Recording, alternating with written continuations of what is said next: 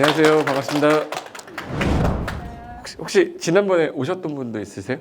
지난번 3주 전에 했었는데 그때 오셨는데 또 왔어요? 이제 암기하려고? 암기하려고 오셨네. 원래 이제 토지 쪽이라는 거는 좀 약간 사람들이 처음에 접근하기 좀 쉽지 않기 때문에 좀 어려워요. 그래서 그냥 저런 게 있구나 하고 돌아가시는 분들이 많은데 그냥 개념만 좀 잡는다고 생각하셔도 되고 최근에 이제 우리가 서울을 벗어나서 제일 많이 뜰 때가 어디냐 제가 고민 많이 해봤는데 아직까지는 그래도 판교만큼 더 좋은 곳이 없잖아요. 근데 판교랑 버금가는 곳이 이제 과천인데 사람들한테 많이 물어봤어요. 이제 판교가 좋을 것 같아요, 과천이 좋을 것 같아요. 그러면 근데 판교는 경기도가 아니죠. 예, 판교래. 과천은 경기도가 아니라 서울특별시 과천구잖아요. 예. 웃자고 한 건데 웃지도 않네. 경기도 과천시가 아니라 서울특별시 과천구예요. 거의 그 지역번호도 02번호 쓰고 있고, 그래서 과천 같은 경우는 뭐 지리적으로 산이 너무 이쁘게 둘러싸고 있고, 근데 개발해서 뻗어나갈 수 있는 공간은 없어요.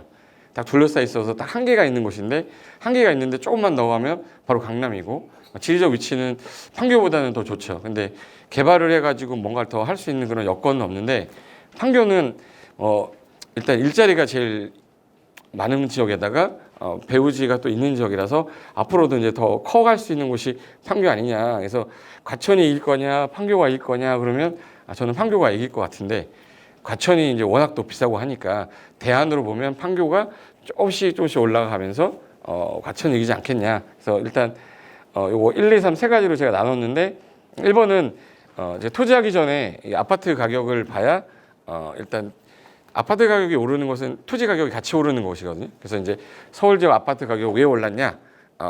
어저께 조정 대상 지역 확대 나온 거 보셨죠? 김포 연결됐고, 김포 지정됐고, 그리고 이제 부산에 해수동이라고 들어보셨어요? 해수동? 이제 우리가 이제 강남 3구라고 하는, 강남 3구가 어디냐면 서초, 송파, 강남이잖아요. 근데 부산에서는 이제 해수동이라고 그래요. 해운대구, 수영구, 동래구. 근데 이번에 연제구랑 남구까지 묶었거든요. 대구는 이제 수성구인데, 지금 현재 사람들이 그걸 물어보는 거야. 그 조정 대상 지역을 지정하면 뭐가 안 좋은 건데요? 라고 물어보시더라고. 그래서 조정 대상 지역하고 투기과열지구하고 그리고 투기지역하고의 차이점을 모르시는 거예요. 예를 들어서 대구는 기존에 투기과열지구였거든요. 근데 이번에 조정 대상 지역을 묶었어. 그럼 뭐가 규제가 더 되는 거냐면 대출 규제가 되는 거야. 그러니까 청약 조건을 좀 더 과열시킨 걸, 청약 관련된 걸 또 규제를 하고 양도세 좀 더 규제한 건데, 이번에 김포가 막 올랐잖아요. 1년 사이에 거의 한 2억 3억 올랐는데, 제가 지난번에 할 때 제가 김포 집 일단 사면 안 됩니다라고 했던 게 맞은 거예요. 이번에 정이 되는 바람에. 웃자고 했는데 웃지도 않네요. 그래서 이제 심각해졌어요. 김포 집, 혹시 여기 김포 사신 분 있어요? 10만만 해도 되는 거예요? 네. 김포 없어요? 김포 좀 불안해졌는데 파주는 또 빠졌어요. 파주는 빠졌기 때문에 또 이제 불똥을 또 파주로 뛰겠죠. 근데 모니터링을 해가지고 12월 달에 봐가지고 부분적으로 약간 파주도 조금 올라가는 게 보인다 그러면 추가로 또 지정한다고 이렇게 또 써 있더라고. 그래서 지금은 아파트를 사는 시점은 아닌 것 같아. 그래서 지금 현재는 이 서울 지역 아파트 가격이 올라가니까 얘를 못 사니까 퍼져나간 거잖아요. 퍼져나가니까 자꾸 국가는 규제를 하다 보니까 어저께도 또 조정 대상 지역 또 묶어버리고, 전세 대책을 마련하겠다 해서 임대주택을 또 건설해서 공급하겠다. 근데 그게 오늘 공급한다고 해서 바로 공급이 되는 게 아니기 때문에 가격은 걔가 공급이 되기 전까지 계속 올라갈 거니까. 그리고 제가 이제 판교하고 과천 두 개를 막 고민하면서 봤는데, 저 과천 되게 좋아해요. 과천 되게 좋아하는데 너무 많이 올랐고, 근데 일자리 측면이나 어떤 환경적인 측면에서 볼 때 앞으로 전망성이 더 올라갈 수 있는지 어디냐 보면 저는 판교 같다고 좀 생각이 들고, 그리고 내가 만약에 이제 서울 지역의 아파트를 만약에 취득을 못하면 이제 땅으로 와야 되잖아요. 그럼 이제 소액으로도 이제 땅을 사가지고 개발하는 사람도 있어요. 최근에 이제 디벨로퍼라고 그래서 평수가 한 30평 정도 이하면 사람들이 되게 작다고 해서 관심이 별로 없어요. 30평대 이하면 뭘 지어야 되냐면 순수 단독 아니면 다중주택 조그만 거 지어야 되는데, 최근에는 이제 협소주택이라고 그래서 조그만 주택인데도 이쁘게 잘 짓는 것들이 많기 때문에 30평대 땅하고 50평대 땅이 나오면 평당가가 달라요. 만약에 30평짜리 땅 여기 나왔고 50평짜리 땅이 서울에서 나오면 50평대 땅은 강북 지역에서는 2,200평당? 근데 30평대 땅은 사람들이 안 사니까 1,800, 1,700으로 막 떨어져요. 근데 나중에 또 집을 짓고 나면 이게 또 똑같아, 대지 가격이. 나중에 2,500, 얘도 2,500이야. 그럼 나중에 지어서 파는 사람 입장에서는 수익은 어디가 더 잘 나와요? 작은 땅이 더 나와. 사람들이 이제 모르니까 소액으로 소규모 땅도 괜찮은 땅이 어떤 거 있는지 사례 마지막으로 보고 끝낼 거거든요. 여기 지금 제가 세 가지를 동그라미 해놨는데 여기가 지금 현재 관련이 있는 데가 1기하고 2기하고 3기 중에서 현재 우리가 있는 이 현장은 우리나라 대한민국 신도시 중에 몇 기랑 관련이 있는 거죠? 2기랑 관련이 있죠. 판교는 2기 신도시니까. 근데 분당은 1기죠. 예. 그럼 얘 같은 경우는 1기랑 관련이 있는 거야? 2기랑 관련이 있는 거냐? 그러면 1기, 2기 둘 다 관련이 있어요. 근데 3기랑은 관련이 없죠, 현재는. 3기는 이제 하남 쪽이고 남양주 쪽이기 때문에 3기랑은 관련이 없는데 2기가 아직 끝나지 않은 상태에서 3기가 발표된 거예요. 작년에 2기가 아직 끝나지 않은 상태에서 얘가 나왔는데 1기하고 2기 중에서 제가 그때 말씀드렸나? 제 친구가 저기 서울에서 살다가 분당으로 간 친구가 있었어요. 이사 간 친구가 있는데 야, 너 성남 이사 갔다며? 그래서 전화했더니 얘가 성남 분당 이러더라고. 성남이란 말 쓰지 말라는 거예요. 그래서 성남이 분당구 아니야? 했더니 분당시야. 쓰지 말라는 거예요. 자기 분당 산다 이거지. 이제 어깨 올라가 있죠. 근데 또 한 명 있는데 판교 사는 애가 있어요. 판교 사는 애가 있어가지고 야, 너네 판교 이번에 분양받아 들어갔다며 했더니 걔가 그 분당 이사 갔다며 했더니 얘가 분당 판교 이렇게 하더라고. 분당보다는 판교가 좀 낫잖아. 근데 결론은 다 성남시 분당구 판교동이잖아요. 그러니까 같은 동네인데 브랜드화 된 거예요. 이제 판교라는 이름이 분당이란 브랜드가 엄청 컸었는데 분당을 이겨버린 게 판교잖아요. 그냥 판교란 말 붙어 있는 것 자체가 이제 브랜드가 돼버린 거예요. 제 친구는 아무것도 몰라도 판교란 말 쓰라는 거예요. 판교의 이미지가 더 좋다는 거지. 위례도 마찬가지고. 근데 이게 경기도 하남시, 경기도 무슨 앞에 경기도 이런 말 들어가면 별로 안 좋아하지만 판교란 말 들어가면 일단 위상이 다른 거잖아요. 제가 살던 동네가 어렸을 때 풍납동이라고 혹시 아세요? 풍납동이라고 있는데 풍납동이 잠실 7동 옆에 있어요. 잠실 7동 옆에 있는데 그러니까 다리 딱 건너는 순간 풍납동이고 넘지 않은 순간 잠실이거든요. 대학교 1학년 때인가 그때 자기소개 하는데 뭐 자기소개할 때 어디서 왔습니까? 막 인사하잖아요. 그래서 제 친구가 경남 진해에서 왔습니다 하면서 뭐 얘기하고 막 하는데 저는 풍납동에서 왔다 했더니 못 알아듣는 거예요. 그래서 잠실에서 왔다고 그랬더니 오 바라보는 눈빛이 다른 거예요. 그때부터 저희는 이제 저희 집은 잠실 8동이 됐습니다. 풍납동이라는 이름을 잠실로 개명을 하려고 막 했었는데 개명을 못했어요. 문화재가 있어가지고 풍납토성이라고 들어보셨어요? 백제 옛날 도읍지라 이름을 바꿀 수가 없는 거야. 그래서 그냥 풍납동이라고 남아 있는데 이름이 풍납동하고 이 잠실이라는 거 중에서 다리 하나 건너는데 이미지가 다른 거예요. 잠실 그러면 일단 이렇게 되는 거고 풍납동 그러면 왠지 물 들어온 동네, 바람 드는 동네. 풍납이 들납자에다 바람풍자거든요. 바람 드는 동네라서 거기 토성이라고 해서 막아놓은 거예요. 바람 못 들게 하려고. 근데 그런 동네였는데 지금 이제 이미지가 제가 볼 때는 판교 이미지가 많이 올라갔잖아요. 분당 이미지보다는. 그래서 그 당시에 이제 여기 1기 신도시는 분당이었고 여기 이제 판교고 3기는 이제 하남하고 위례 쪽인데 우리 쪽이 관련된 게. 근데 다 이 배경이 어느 놈 때문에 그랬냐면 요 서울 놈 때문에. 서울의 집값이 너무 많이 올라가니까 서울 집값을 줄이려고 정부가 대책을 마련하려고 나오는 게 서울에 있는 수요자를 빼가지고 경기도권으로 외곽으로 땡기겠다. 그러면 수요자가 빠지면 가격은 떨어지겠다라고 생각하고 1기 신도시를 1989년도에 요 89년이면은 올림픽 끝나고 나서죠. 근데 저는 이거 1기 신도시가 언제 나온 거냐면 80년에 나왔어요. 81년에 2차 국토 종합계획이라고 있거든요.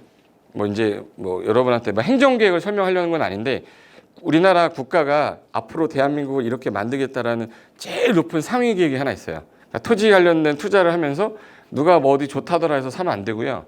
정확하게 이제 어느 지역에 앞으로 뭐가 있다라는 거를 알려주는 겁니다. 거기가 2차 국토종합계획에 81년도 나올 때 5대 신도시를 하나 만들겠다라는 게 나와 있었어요. 그래서 그때 분당, 일산, 중동, 평촌하고 3번.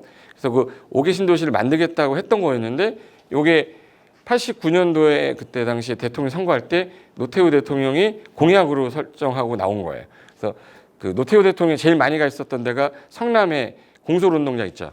거기서 그리고 200만 원 건설하겠다고 막 연설하고 저기 고양시 가면 운동장 있어요. 그래서 일산에 신도시를 만들겠다고 막 공약을 하다가 그분이 대통령이 됐는데 그럼 빨리 진행을 해야 될 거 아니에요. 그래서 이제 89년, 90년, 91년 요 3년 기간 동안 엄청 졌습니다. 근데 그때 당시 규모가 제일 컸던 데가 이 5개 신도시 중에 어디가 규모가 제일 크죠? 분당이 제일 크잖아요. 그래서 분당 쪽 같은 경우가 약간 분양가가 조금 비쌌어요. 200만 원인가 100만 원인가. 그게 좀 비쌌을 뿐이고 거의 비슷했는데 지도를 한번 보여드릴까? 지도 보여줄게. 여기가 이제 고향의 일산 신도시고 여기가 부천 중동 신도시고 여기가 삼본, 평촌, 그다음에 여기 분당 여기 보세요. 분당 엄청 크죠? 분당 크게 이래. 근데 얘하고 다 더해 3명을 다 더해도 3개를 다 더해도 누구보다 작냐면 분당보다 작아요. 작은데 이때 당시에 89년도에 그 3명의 여자분이 예를 들어서 고등학교를 졸업하고 이제 시집을 갔는데 일산으로 간 친구가 있었고 중동으로 간 친구가 있었고 여기 분당으로 간 친구가 있었는데 20년이 지나고 나서 지금 한 25년, 30년 됐죠. 그래서 이제 그 겨울에 동창회가 열린 거야. 근데 어떤 분은 밍크를 입고 왔고 어떤 분은 오리털 잠바를 입고 왔고 어떤 분은 여우털을 입고 왔어요. 여기서 밍크는 누가 입고 왔을까요? 분당이에요, 분당. 오리털 잠바는 누구예요? 중동신도시. 여기 여우털은 일산이었어, 고향 일산이었어. 이거는 아파트 가격을 얘기하는 겁니다. 그 옷의 가격을 얘기한 게 아니라 아파트 가격이 똑같이 분양을 했는데 가격이 올라간 속도가 좀 달랐어요. 근데 결론은 뭐냐면 이 서울 인구를 빼가지고 분산을 시켰는데 이 사람들이 나갔다가 다시 들어오려고 한단 말이에요. 다시 들어오려면은 내가 들어오기 편해야 되는데 서울에 들어올 때 여기 서울의 중심인 종로랑 여의도랑 여기 강남이 있으면 일자리가 제일 많은 곳은 어디에? 강남이다 보니까 강남 진입이 빨라야 돼요. 강남 진입이 빨라야 되는데 강남 진입이 제일 빠른 곳이 어디였어요? 분당이었어요. 여기서 여기 오는 애랑 일산에서 한번 여기 여행 와 여행 3호선 타고 여행 와 이렇게 와. 그러니까 들어가서 나오는 그 자체가 이건 너무 먼단 말이에요. 그러니까 이게 교통이죠. 그래서 우리나라에서 1963년부터 2000년 사이에 땅값이 제일 많이 오른 라인이 어디냐? 경부고속도로거든요. 경부고속도로가 제일 많이 올랐는데 그 경부고속도로가 1800배 올랐죠. 1800배. 이 라인 쪽으로. 그럼 이제 경부고속도로 라인이라는 건 이 축이 내가 만약에 서울 가려고 그러면 경부 타고 서울을 들어오자. 그러다 보니까 신도시가 이렇게 생긴 거예요. 그래서 분당 앞에 판교 생겼죠. 그다음에 여기 수원 광교, 동탄, 그다음 밑에 고덕 전부 다 어디 라인이? 경부고속도로 라인이에요. 얘네들 같은 경우는 고속도로 라인이 아니라 외곽 순환 고속도로 라인이야. 그러니까 얘는 외곽도 끼고 있지, 고속도로 끼고 있지, 서울 진입 가깝지. 지리적으로 위치가 봤을 때 제일 좋은 건 어쩔 수 없이 어디? 분당이에요. 그럼 처음에 청약 넣을 때 어디 넣었어야 돼? 분당 넣었어야죠. 근데 2기 신도시 보시면 2기 신도시는 이 초록 색깔입니다. 여기 옥정 보이세요? 옥정? 그리고 파주 운정, 김포, 한강, 검단, 그다음에 여기 광교, 판교 있지, 판교, 송파 위례, 동탄, 서동탄인데 그럼 여기서도 마찬가지로 1기 신도시에서 내가 만약에 실패를 해가지고 내가 중동을 갔었다. 그럼 팔고 이제 2기 가야 될 거 아니에요? 그럼 어디로 가야 되는 게 맞아요? 판교 아니면 위례죠. 제일 가까운 라인이 서울 갖고 있는 라인이 송파 아니면 여기 판교인데 얘는 속도가 느렸고 얘는 2006년부터 시작했잖아. 그러면 제일 빠른 데가 어디냐면 판교고 광교도 좀 괜찮지만 멀어요 너무. 그리고 여기 인천 검단 한강 여기 운정 이건 주로 가는 거죠. 옥정은 보이지도 않아요. 너무 멀어서. 그럼 여기서 딱 봤을 때 내가 이 길을 또 여기서 오신 분 있는 거 아니야? 기분이 좀 약간 막말해도 되는 거야? 이게 얼마나 뭐냐면 여기 운전해서 가보셔야 돼요. 운전해서 가보시면 여기 못 사겠다 이 느낌이 와. 예를 들어서 교통이 발달되기 전까지는 아직까지 위치가 안 좋은데 얼마 전에 여기 김포 어저께 여기가 이제 요 2개만 경기도권에서 안 지정됐었어요. 조정 대상 지역이.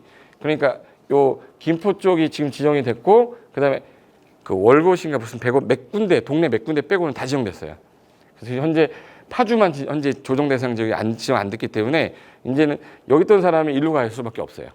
이게 왜 그동안 김포로 막 사람들이 갔냐면 왜 김포로 갔지? 잘 보세요. 서울이 지금 현재 투기과열지구의 조정 대상 지역이에요. 근데 여기 지역에서 집을 살려면 만약에 대출을 받으려면 대출 규제를 해놨기 때문에 10억짜리 아파트를 살려면 옛날에는 대출이 70%까지 나왔단 말이에요. 그럼 10억짜리면 몇 억만 있으면 되는 거예요? 3억만 있으면 되는데 3억만 가지고도 대출 받아 샀단 말이에요. 근데 대출 규제를 해버렸어. 이제 안 돼. 너네는 40%밖에 안 해주겠다. 그러면 대출 만약에 40% 해준다는 얘기 몇 억이 있어야 된다는 얘기네. 6억 있어야 된다는 얘기잖아. 그럼 내가 현금 6억 있어야 되는데 기존에 내 현금이 6억 있질 않으니까 여기 있는 건 살 수가 없는 거죠. 그럼 이제 어디로 가야 되는 거야? 어디로 가야 돼? 서울 외곽으로 해서 갈 데를 찾아야죠. 위치가 가장 좋은 데가 어디야? 분당이잖아. 분당 갔더니 분당도 묶어버렸어요. 분당 갈 데가 없으니까 여기 수원으로 갔더니 수원도 묶어버렸어. 그러니까 갔더니 묶고 하더니 에이씨 그러더니 다 묶어버렸어요. 여기. 다 묶었다가 김포하고 파주만 빠졌던 거예요. 근데 그러면 여기 마곡을 가려는 사람이 마곡이 10억짜리인데 지금 집을 살 수가 없어요. 근데 뭐는 또 올라갔냐면 집값이 올라가면서 뭐도 올라갔지? 전세도 올랐어. 전세도 이렇게 막 올라가니까 이게 6억을 가지고 전세를 들어가고 8억 갖고 전세를 가려니까 집을 사는 게 낫겠다. 그래서 옆으로 가려고 했더니 조정대상 지역 아닌 데가 어디 있어요? 김포야. 그럼 차라리 전세금 갖고 들어가느니 차라리 집 사서 가는 게 낫겠다. 이게 5억짜리는 70% 나온단 말이에요. 5억짜리인데 70%면 5, 7에 35, 3억 5천이잖아요. 1억 5천만 있어도 집 사는 거예요. 전세금 올리는 것보다 차라리 저희 가는 게 낫겠다 해서 갔어. 그러다 보니까 집값이 5억 5천 올라더니 6억 가더니 7억 가는 거야 지금. 7억 갔는데 어제 묶어버렸잖아요. 이제 여기 집 살 수가 없어요. 대출 규제 들어가니까. 9억 이하가 50%고 9억 초과는 30%죠. 대출이. LTV가 뭔지 아세요? 새로 나온 OLEV TV 아니고 그 LTV라고 론 투 밸류라고 그래서 담보로 주택을 담보로 대출할 수 있는 비율이라고 해요. 그걸 이제 9억 이하는 50%, 9억 초과되는 거 뭐 30%로 대출 규제를 하겠다. 게다가 투기과열 지정돼 버리고 하고 나면 뭐 40%로 줄여버리겠다. 2주택자가 살 때는 대출 안 해주겠다. 뭐 그런 것들이 있기 때문에 그럼 내가 집을 여기 못 사면 이제 아닌 지역을 찾아가야 되죠. 요 김포에서 다리 딱 건너자마자 파주예요. 일산이고 여기서 파주로 가는 거야. 그럼 이제 이 사람들 일로 튀겠죠. 그럼 아마 12월 달에 파주 분명히 또 지정된다고 해서 김현미 국토부 장관이 교체가 안 되면 분명히 또 지정될 겁니다. 왜? 자기가 일산 묶어놨기 때문에 욕을 하도 많이 먹었잖아요. 그러니까 이제 파주도 묶어놔야지. 다 묶어야지 욕을 안 먹을 거 아니야. 기분 안 좋으세요? 처음부터 다 묶었으면 좋겠는데 그 조건이 써 있어. 조정 대상 지역에 3개월간 어느 정도 가격이 올랐냐에 대한 비율의 조건이 맞아야지만 지정이 되거든. 그래서 법에서는 조정 요건이 안 맞으면 지금 못하게 돼 있어요. 그리고 이제 여기 보시면 이거 확대를 한번 해볼게요. 1기, 3기 중에서 특징 보시면 1기는 여기 이렇게 해서 외곽순환 고속도로를 타게 돼 있었는데 2기가 그 바깥으로 나가야 되잖아요. 그럼 이제 3기는 더 바깥으로 나가야 되죠. 더 바깥으로 나가야 되는데 2기를 했는데 솔직히 성공을 못했어요. 사람들이 나갈 줄 알았는데 잘 안 나가다는 거야 이게. 갈 줄 알았는데 많이 안 가. 근데 가는 곳은 여기들은 좀 갔는데 이쪽 라인은 많이 안 가더래. 그러면 3기 신도시를 발표했을 때 2기 신도시 뒤쪽으로 가면 누가 가겠냐. 그래서 얘네가 서울 외곽에서 1km 정도로 가자. 그러다 보니까 얘는 3기 신도시는 안으로 들어왔어요. 그래서 여기 남양주로 들어왔고 하남시로 들어왔고 여기 과천도 들어왔고 검단도 들어왔는데 여기 고향 창릉도 들어왔죠. 근데 여기는 과천은 7천 가구밖에 안 되기 때문에 재건축 단지 정도의 규모이기 때문에 신도시라고 하기가 좀 그렇죠. 그러니까 재건축 정도 규모니까. 그럼 얘는 과천은 신도시라고 아니라고 빼면 하남하고 남양주하고 창릉하고 여기 인천 어디서 계양 이쪽인데 얘네들 중에서 당연히 어디가 위치가 제일 좋냐? 그럼 당연히 강남 진입이 가장 가까운 데가 어디? 그럼 얘는 프리미엄 자체가 이 네 개 중에서 내가 청약을 넣었을 때 제일 피가 많이 부는 데는 당연히 어디? 하남이겠죠. 얘는 한 5억 정도 보는 거잖아. 그러니까 당첨되면 일단 4억에서 5억 보고 있는 거예요. 지금 1순위 자격이 있다. 그럼 무조건 어디 넣어야 돼? 하남 넣어야 돼요? 과천 넣어야 돼? 과천 넣으면 좋은데 안 돼요. 여기 1순위자가 진짜 1순위자들이 넣는 거고 그러니까 애매한 1순위자들은 안 돼요. 여기서. 그러니까 어디로 가야 돼? 하남 가야지. 남양주가 나쁘다는 게 아니라 얘도 프리미엄 붙을 거고 얘도 프리미엄 붙을 건데 얘 프리미엄은 강남 프리미엄이고요. 얘 노원 프리미엄이에요. 그러니까 친구가 옆에 누가 있냐에 따라 다른 거잖아요. 우리 아파트가 옆에 삼성동에 있는 아이파크 옆에 있는 아파트면 나는 삼성동 아이파크 옆에 있는 아파트가 되는 거고 내가 아파트가 저기 강북 어딘가에 그 아파트 옆에 있으면 그 아파트가 되는 거예요. 얘는 강남에 있는 아파트랑 비교가 되는 거고, 얘는 노원에 있는 아파트랑 비교가 되는 거고, 얘는 상암에 있는 아파트랑 비교가 되는 거지. 얘는 마곡하고 비교가 되는 거고. 그나마 그러면 강남 쪽하고 여건이 가장 유사한 게 하남이니까 간다 그러면 여긴데, 그럼 얘가 지금 현재 아파트 가격이 오를 거라 예상이 된다는 얘기는 이 근처 토지 가격은 오른다는 뜻이에요. 시간이 돼서 내가 만약에 토지를 살 수 있는 여력이 있다 그러면 이쪽에 있는 땅으로 사야 되는데, 이 앞쪽으로 여기서 만약에 도로를 껴가지고 한 100평에서 200평 정도 되는 땅을 매입을 일단 해놨다 그러면 한 10년 정도 지나고 나서 내가 또 남들한테 나는 이번에 뭐 토지 사서 얼마 정도 벌었어 할 때 책 쓸 수 있을 거예요. 그 정도로 많이 올라갈 곳이 이런 곳이야. 그리고 여기 판교도 마찬가지고, 위치로 볼 때 종로, 여의도, 그다음에 강남인데 지금 일자리가 제일 많은 곳은 어쩔 수 없이 강남이다 보니까 가장 근접성 있는 데가 1기 신도시, 2기 신도시 따지면 분당이 더 가까워요, 판교가 더 가까워요? 판교. 그러니까 판교가 최고 위치가 제일 좋은 거야. 근데 옆에 보면 위례가 아직까지는 이제 교통이 완전히 안 됐기 때문에 요 놈이 지금 숨어 있는데, 지하철 연결 다 되고 나면 판교를 위협할 수 있는 애는 위례죠. 근데 지금 현재 판교는 다 끝난 거고, 결론은 이제 판교, 제2판교 이제 여러 가지 개발이 나오고 입주가 되고 나면 여기가 더 커지긴 커질 건데, 위례가 만만치 않다는 거지, 위치적으로 봤을 때는. 아파트 가격으로 보면 여기 보실래요? 여기 어디 있어? 1기 신도시에서 평균 그 2년 동안 얼마 정도 올랐냐에 대한 비교를 한 건데, 분당 보시면 분당 같은 경우 지금 현재 2016년에 1,600만 원이었어요. 근데 18년에 2,146만 원이면 평당 얼마가 오른 거지? 500 오른 거죠. 그러니까 분당이 2016년에서 2018년까지 평당 500이 올랐다. 그러면 30평대 아파트면은 3호 15니까 1억 5천이 오른 거예요, 분당은. 근데 밑에 일산으로 가면, 일산 같은 경우는 1,158만 원이었는데 1,235만 원이면 얼마 오른 거죠? 80만 원 오른 거죠. 그럼 80만 원이면 30평대 38에 2,400만 원 오른 거야. 그러니까 얘 분당 1억 5천 오를 때 일산은 2,400 올랐어요. 분당에서 오신 분 있어요? 분당에 일산에서 오신 분. 아까 누가 눈물을 흘리는 것 같은데. 오케이. 네. 일단 같은 가격인데도 불구하고 오르는 속도가 다른 거지. 네. 근데 2기 신도시 보시면 판교가 일단 당연히 1등이죠. 판교가 2,440이었는데 이게 4년 전입니다. 근데 2년 전에 얼마까지 갔냐면 3,300까지 평균치야. 이건 더 많이 오른 데도 있겠죠. 근데 여기는 얼마 올랐냐면 900 올랐잖아. 900. 그럼 93, 27이니까 2억 7천이 오른 거예요, 판교는. 근데 파주로 보자. 파주는 965만 원인데 1,029만 원이면 60만 원 오른 거죠. 60만 원이에요? 맞죠? 60만 원. 60만 원이면 63, 18. 1,800만 원 올랐어요. 그러니까 얘 거의 2천만 원 정도 오를 때 얘는 3억 올랐어요. 같은 피읍이어도 같은 피읍이 아니야, 이건. 판교하고 파주는 차이가 완전히 나는 거야. 판교가 뭐가 좋다는 거야? 살기가 좋다는 거야? 위치가 좋다는 얘기야? 아파트의 수준은 비슷해요. 새 아파트인데 뭐. 근데 그 아파트가 어디 서 있냐가 다른 거죠. 판교는 나와서 또 뭐가 있냐면 일자리가 또 많고. 근데 파주는 살기 되게 좋아요. 파주 안 가보셔서 모르실 건데 환경이 너무 좋은 게 그 비염 환자들 있죠. 비염 환자들 파주에서 한 1년만 살잖아. 비가 없어질 정도야. 근데 판교는 강남보다는 환경이 좋죠. 근데 여기 뭐 공장이 뭐 중화 공업이 있는 것도 아니고 그냥 일자리가 좀 있는 공업이지 그렇다고 해서 나쁜 환경은 아니잖아. 네. 그럼 여기 하나 더 볼까? 두 개를 비교했을 때 이렇게 돼요. 지금 위례가 얼마나 따라왔냐면, 자 2,200인데 지금 거의 근사치 다 따라왔어요. 근데 이게 지하철 개통되고 나면 비슷해지거나 더 올라갈 수도 있단 말이에요. 그럼 이제 위례 같은 경우도 많이 올랐죠. 800이 올랐으니까 평당 38에 입세 2억 4천. 그러니까 비슷비슷하게 하는데 아직까지 판교는 못 이기고 있는 거지. 결론은 30평대 기준으로 봤을 때 분당하고 일산이 왜 이렇게 차이가 나냐? 같은 아파트인데 분당이 위치가 좋은 거예요. 그리고 판교랑 파주 중에 얘 파주랑 일산 뭐 얘가 좀 더 들어가겠지만 판교 같은 경우는 뭐 거의 3억 돈인데 얘는 1,800이니까 수준이 다른 거니까 이거는 지리적으로 판교가 좀 좋은 것도 있고, 요번에 신도시 나올 때 여기 보시면은 창릉이라는 곳이 여기거든요. 창릉이 여기 있거든요. 혹시 창릉이라는 말 들어보셨어요? 창릉 신도시가 어디 앞에 있냐면 상암 수대권 바로 앞에 있어요.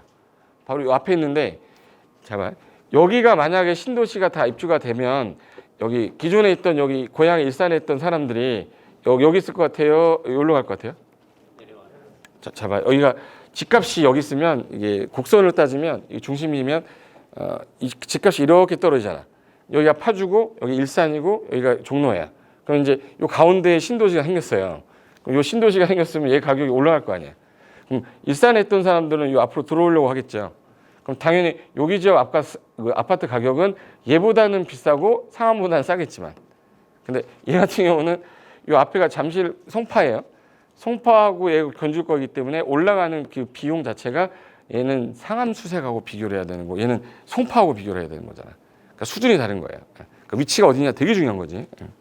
그럼 이제 이거 하나 보자. 여기가 어디냐면 그 유명한 파주예요. 파주 운정 신도시인데 그 롯데 롯데캐슬 있고 앞쪽에 이제 운정 호수공원인데 아침에 딱 가면 외국인들도 여기 막 뛰어다니고요. 자전거 타고 다니는 사람도 있고 자전거 길이 따로 있어요. 그리고 이제 뛰어다니는 사람도 있고 여기 한 바퀴 딱 도는데 달리기를 했을 때 30분 정도 걸려요. 살기는 되게 좋아요. 근데 집값이 안 올라요. 지금 현재 얼마 올랐냐면 그 앞에 야당역이 개통되면서 한 5천만 원인가 올랐거든요. 근데 GTX 발표 나고 나서 한 1억 정도 올랐어요. 그러니까 1억 5천 정도 올랐지. 3년 사이에 1억 5천 올랐는데 판교 봤지. 판교 3억 올랐잖아. 근데 얘가 그렇다고 안 올랐냐? 오르긴 올랐죠. 근데 뭐 때문에 올랐냐면 GTX 때문에 올랐고 야당역이라는 게 그 개통되면서 올랐지 뭐 호재가 없잖아. 인구가 여기는 50만밖에 안 돼요. 파주는. 근데 분당은 인구가 얼마죠? 분당 성남은? 그 정도는 알고 이제 내가 투자를 아파트를 사든 땅을 사든 그래서 내가 경기도권에서 어디가 그래도 앞으로 제일 커질 수 있을 거냐라는 생각을 하려면 인구로 보셔야 돼. 일자리랑 인구로. 그중에서 경기도에서 인구 제일 많은 시가 어딘지 혹시 아세요? 수원시요. 수원시. 1등 정도는 알아야지. 수원이 얼마예요? 120만 명 정도 됩니다. 120만 명 정도 되고 2등이 어디? 2등? 야옹. 고양시 2등이에요. 고양시 2등이고 그다음에 저기 성남, 그다음에 부천 뭐 이런 데요. 80만에서 100만 사이예요. 근데 성남 같은 경우가 지금 3위권이야. 근데 고양시는 이 2등이거든요. 근데 인구는 많은데 뭐가 없어요, 거기는? 일자리가 없어요. 성남은 일자리가 있단 말이야. 결론은 인구가 많은데 거주 인구만 있다. 배드타운이 돼버린 거야. 잠만 자는 곳이 돼버린 거고 일자리가 없어버리니까 배드타운 돼버렸잖아요. 근데 판교나 분당 같은 경우는 배드타운이었는데 일자리를 갖고 온 게 판교가 갖고 와버리기 때문에 지리적인 위치도 좋고 일자리도 창출했기 때문에 발전 가능성이 있는 곳은 두 개를 비교할 때는 당연히 제일 수밖에 없어요. 그 다음에 앞으로도 가능성이 있다고 보면 볼까? 지금 현재 서울 집값이 올라가가지고 서울 집값을 잡으려고 만들었던 것 중에 하나가 투기과열지구인데 이 투기과열지구는 명확하게 아셔야 돼요. 앞으로 아들내미 딸내미가 집을 살려고 하는데 아파트 하나 마련해줘야겠다. 집을 하나 마련해줘야겠다. 서울에 있는 집을 만약에 청약을 넣었어요. 여기 만약에 마포 쪽에 이번에 2000세대 레미안이 뭐 건설이 돼서 분양이 된다. 자, 그럼 거기다 내가 청약을 넣었는데 당첨이 됐어. 그럼 당첨이 되면 요 아파트 짓는데 보통 몇 년 정도 걸리냐면 한 30개월 정도 보거든요. 보통 3년 잡아요. 그럼 청약 넣어서 당첨되고 나서 몇 년 뒤에 입주를 한다는 얘기예요. 3년 정도 있다가 입주를 한다는 얘기예요. 그럼 그 사이에 내가 일이 있어서 이 분양권을 다른 사람한테 팔아야 될 거 아니에요. 그럼 분양권 전매 가능할까 불가능할까? 불가능해요. 이게 무슨 지역이라서? 투기과열지구라서. 그럼 서울에서는 절대 안 돼요. 그럼 기존에 있던 물건을 팔아야 되는데 못 팔게 하는 거를 전매 금지라고 하거든요. 이게 두 가지로 나눠지는데 딱지 매매 금지라는 게 있고 전매 금지라는 게 있어요. 그러니까 오해하시는데 딱지 매매 금지는 원래 하면 안 되는 거고 전매 금지는 원래 할 수 있는데 여기서는 하지 마라고 한 게 전매 금지예요. 예를 들어서 여기 이 사람이 살고 있었는데 집이 수용이 됐어요. 수용이 되는 바람에 대체되는 보상금으로 입주권 같은 걸 준 거야. 그럼 이 사람이 들어가서 살아야 돼요? 이걸 팔아서 딴 사람이 들어가야 돼? 그 사람이 들어가야 되죠. 그 사람의 권리를 딱지라고 그래요. 주택을 공급받을 수 있는 지위, 증서라고 하는데 그거는 그 사람만 해야 되기 때문에 얘는 다른 사람한테 매매 양도 알선하면 안 돼요. 그걸 이제 딱지 매매 금지라고 하는데 여기 분양권이라는 거는 예를 들어서 내가 아파트 청약을 넣었는데 당첨이 되면 계약금만 들어가 있는 상태죠. 우리 뭐라고 하죠, 그걸? 분양권이라고 그래요. 그럼 분양권은 사고 팔 수 있는 겁니까? 네, 사고 팔 수 있어요. 근데 어디서는 하지 말라는 거예요? 투기과열지구. 그럼 얘는 지위 양도를 하지 말라는 것은 투기과열지구일 때 하지 말라는 거야. 그때 쓰는 말은 전매금지라고 그래요. 원래는 전매가 가능했는데 현재 여기 지역에선 하지 마라가 전매 금지거든요. 그러니까 그걸 오해하시는 분이 있는데 그럼 여기 서울이 아닌 이쪽에 예를 들어서 이쪽에 앉는 아파트야. 그럼 분양권 전매 가능합니까? 네. 예. 근데 얘는 언제까지 못 하는데 그랬더니 청약 넣어서 당첨돼서 계약한 날부터 등기할 때까지 못 팔아요. 그럼 결론은 여기 지역 내에서는 수요자들이 아파트나 물건이 나와야 사는데 수요하고 공급 중에 수요가 많으면 가격 어떻게 되죠? 수요가 많으면 가격 올라가죠. 공급이 적으면 가격 올라가죠. 그럼 이제 정부는 가격을 낮추기 위해서는 어떻게 해야 되냐면 수요를 뭐 해야 돼? 줄이고 공급을 늘려야 돼. 이게 정부가 원하는 거야, 이게. 그래 이제 가격이 떨어지니까 정부가 원하는 건데 현재 여기 무슨 지구로 묶어버렸네? 투기가지고 묶어버리면 사고 팔 수가 없어지죠. 사고 팔 수가 없어진다는 얘기는 공급량이 어떻게 된 거예요? 줄면 가격은. 그러니까 서울시 아파트 가격이 올라갈 수밖에 없게 돼 있어요. 그리고 하나 더 할까? 여기 서울시 안에 재개발 구역이 312개인가 그래요. 재개발 구역이. 혹시 재개발 구역 가시면 그 동네 재개발 구역이라고 안 써 있어 사람들이 몰라요. 그럼 거기 가면 오래된 단독주택도 있고 오래된 뭐 빌라도 있고 해요. 그럼 예를 들어서 집을 사고 팔아야 되는데 재개발 구역은 언제부터 못하게 되냐면 투기가지고 지정되면 재개발 같은 경우는 관리처분 인가받은 날부터 지위 양도가 안 되게 돼 있고 여기 재건축은 조합 설립 인가나고 나서부터 지위 양도가 안 돼요. 그러니까 예를 들어서 전매가 안 된다는 뜻이야. 원래는 가능한데 불가능한데. 원래 가능한데 투기과열지구가 지정되면 조합 설립 인가가 나면 재건축은 지위 양도가 언제부터 안 되냐면 조합세 인가 받고 나서 재개발은 관리처분 인가 받고 나서 지위 양도가 안 돼요. 아마 이거 처음 듣는 단어일 수도 있어요. 그러니까 쉽게 말하면 이거야. 서울의 음마아파트 있죠. 서울의 음마아파트는 재개발 아파트예요? 재건축 아파트예요? 재건축 아파트예요. 그럼 그 서울특별시가 현재 투기과열지구이기 때문에 현재 음마아파트가 지금 현재 추진위 단계가 있다. 근데 좀 있다가 조합설 인가가 나잖아요. 그럼 추진위 단계에서는 그 아파트를 사고 팔고 막 해요. 근데 조합설 인가 딱 나는 순간부터는 지위 양도가 안 돼. 그럼 지위 양도가 안 된다는 얘기는 음마아파트는 거래할 수가 없어. 그럼 공급량이 늘어난다는 얘기예요? 줄어든다는 얘기예요? 공급량이 줄어들면 가격은 그러니까 투기과열지구 지정되면 집값이 올라갈 수밖에 없는 현상이 나타나요. 수요 공급의 원칙에 따라. 그래서 가격이 그래서 올라간 거고 요 날짜 기억하셔야 돼. 그다음에 이거 보자. 지금 그 서울 인구 중에 다주택자가 40%라고 그러고 무주택자가 40%고 1세대 1주택자가 20%래요. 그럼 1주택자를 빼면 다주택자 40%, 무주택자 40%예요. 그럼 이 무주택자가 집을 살려면 이 다주택자 집을 내놔야 될 거 아니에요? 이 사람이 집을 내놔야 무주택자가 집을 살 거 아니에요. 40, 40이니까. 근데 이 유주택자들이 다주택자들이 막 10개, 뭐 30개 갖고 있는 사람이 너무 많은 거예요. 그럼 이 사람이 집을 내놔야 되는데 그동안 정부가 뭐라고 그랬냐면 주택임대사업자 등록을 하시면 혜택을 주겠다 이렇게 해가지고 그러면 일정 기간 동안은 팔지 마세요 해서 종전까지는 이게 8년 동안 못 팔게 했었어요. 여기 있다.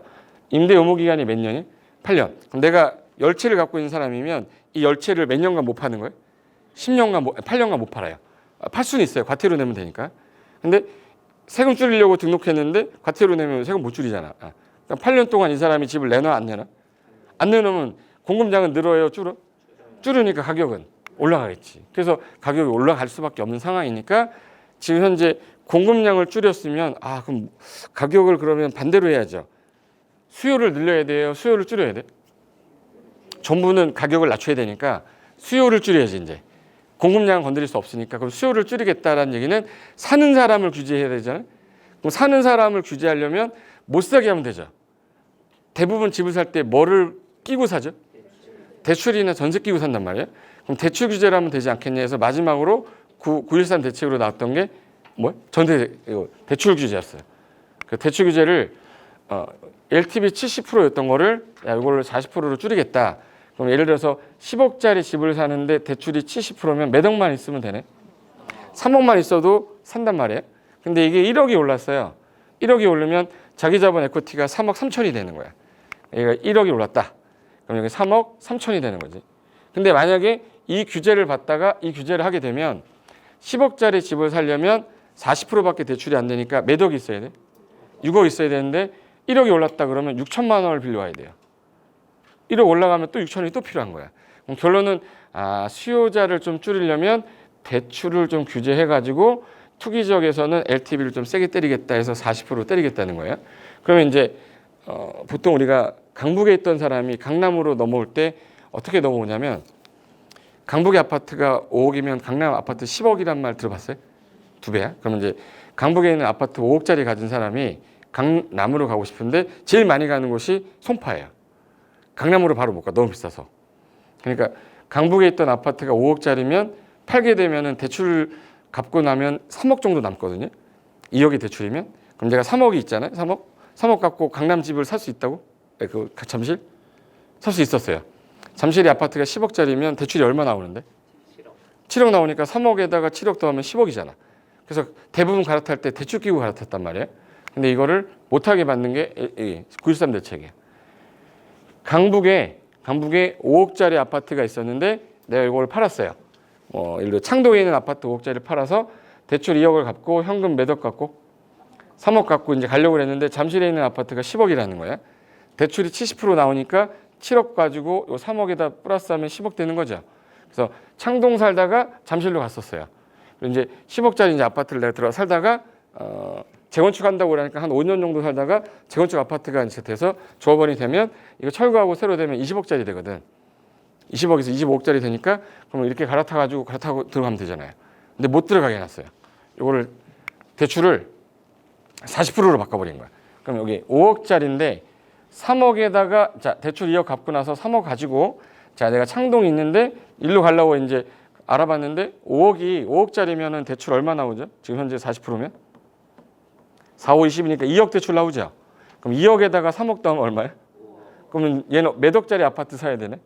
5억. 그럼 여기 창동에 있다가 쌍문동으로 가야 돼요.